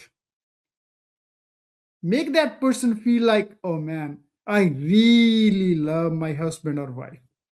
Yep, there will be ups and downs. Definitely, there may be some fights, but this is the most important person in my life, and I'm going to spend some time with that person, and I'm going to take care of this person, and I'm going to sit with this person. I'm going to make that person as my top priority. They value each other. ਕਿਉਂਕਿ journey ਜਿਹੜੀ ਆ ਨਾ, ਅਸੀਂ husband wife ਉਹ ਇੱਕੋ team ਦੇ member ਆ ਤੇ ਉਹਨਾਂ ਦੀ ਜਰਨੀ ਵੀ ਸੇਮ ਆ। ਹੁਣ ਜੇ ਜਰਨੀ ਤੁਸੀਂ ਜਦੋਂ ਟੀਮ ਹੀ ਇੱਕ ਆ, ਤੁਹਾਡੀ ਗੋਲ ਹੀ ਇੱਕ ਆ, ਤਾਂ ਫਿਰ ਤੁਸੀਂ ਲੜਾਈ ਕਰਕੇ ਤਾਂ ਆਪਣੇ ਆਪ ਨੂੰ ਇੱਕ ਦੂਸਰੇ ਨੂੰ, ਜੇ ਹੁਣ ਮੈਂ ਕਹਾਂ ਵੀ ਮੈਂ ਗੋਲ ਲੈ ਕੇ ਜਾਣੀ ਹੈ ਸੱਜੇ ਪਾਸੇ ਨੂੰ, ਦੂਸਰਾ ਬਸ ਖੱਬੇ ਪਾਸੇ ਨੂੰ, ਮੈਂ ਕਿਹਾ ਮੇਰੀ ਪੈਂਟ ਖਿੱਚੇ, ਰਾਈਟ? ਫੇਰ ਤਾਂ ਗੱਲ ਨਹੀਂ ਨਾ ਚੱਲਣੀ ਹੈਗੀ। ਸੋ ਜਦੋਂ ਅਸੀਂ ਟੀਮ ਹੀ ਇੱਕ ਆ, ਸਾਡਾ ਗੋਲ ਹੀ ਇੱਕ ਆ ਵੀ ਆਪਣੀ ਫੈਮਿਲੀ ਨੂੰ ਚੰਗਾ ਰੇਜ਼ ਕਰਨਾ, ਅਸੀਂ ਚੰਗੀ ਜ਼ਿੰਦਗੀ ਜਿਉਣੀ ਆ, ਅਸੀਂ ਖੁਸ਼ੀ ਲਾਈਫ ਭਰੀ ਸਾਡੀ ਜ਼ਿੰਦਗੀ ਚੰਗੀ ਹੋਵੇ, ਕਿ ਅਸੀਂ ਜ਼ਿੰਦਗੀ ਦੇ ਐਕਸਪੀਰੀਅੰਸਿਸ ਟੁਗੇਦਰ ਹੋਈਏ, ਸਾਡੀਆਂ ਮੈਮਰੀਜ਼ ਚੰਗੀਆਂ ਹੋਣ, ਤਾਂ ਫਿਰ ਉਹ ਜਰਨੀ ਜਿਹੜੀ ਆ ਉਹ ਥੋੜੀ ਜਿਹੀ ਈਜ਼ੀਅਰ ਹੋ ਜਾਊਗੀ, ਰਾਈਟ? ਸੋ ਦੋਸਤੋ, ਬੜੀ ਵਧੀਆ ਟੌਪਿਕ ਹੈ ਕਿਉਂਕਿ ਇਹ ਕੋਰ ਆ, ਇਹ ਧੁਰਾ ਕਿਸੇ ਵੀ ਪਰਿਵਾਰ ਦਾ, ਕਿਸੇ ਵੀ ਕੌਮ ਦਾ ਤੇ ਕਿਸੇ ਵੀ ਨੇਸ਼ਨ ਦਾ। ਜਿਹੜਾ ਰਿਲੇਸ਼ਨਸ਼ਿਪ ਆ ਨਾ, ਜੇ ਇਹ ਸਟਰੋਂਗ ਹੋਊਗਾ ਹਸਬੈਂਡ ਵਾਈਫ ਦਾ, ਤਾਂ ਫਿਰ ਪਰਿਵਾਰ ਵੀ ਸਟਰੋਂਗ ਹੋਊਗਾ, ਫਿਰ ਉਹ ਕੌਮ ਵੀ ਸਟਰੋਂਗ ਹੋਊਗੀ, ਫਿਰ ਉਹ ਨੇਸ਼ਨ ਵੀ ਸਟਰੋਂਗ ਹੋਊਗਾ। ਤੇ ਅੱਜ ਕੱਲ ਜਿਹੜੇ ਹੈਗਾ ਇਹ, ਜਿਵੇਂ ਆਪਾਂ ਪਹਿਲਾਂ ਗੱਲ ਕੀਤੀ, ਇਸ ਰਿਲੇਸ਼ਨਸ਼ਿਪ ਨੂੰ ਚੰਗਾ ਬਣਾਉਣਾ ਜਾਂ ਖੁਸ਼ੀਆਂ ਭਰਿਆ ਬਣਾਉਣਾ, ਉਹਦੇ ਲਈ ਐਫਰਟ ਜਿਹੜੀ ਹੈਗੀ ਆ ਹੁਣ ਜ਼ਿਆਦਾ ਕਰਨੀ ਪੈ ਰਹੀ ਹੈ, and that is fine. Make sure the foundation is strong. Make sure you're like ਉਸ ਰਿਲੇਸ਼ਨਸ਼ਿਪ ਨੂੰ ਰੋਜ਼ ਕੇਅਰ ਕਰੋ, ਉਸ ਰਿਲੇਸ਼ਨਸ਼ਿਪ ਦੀ,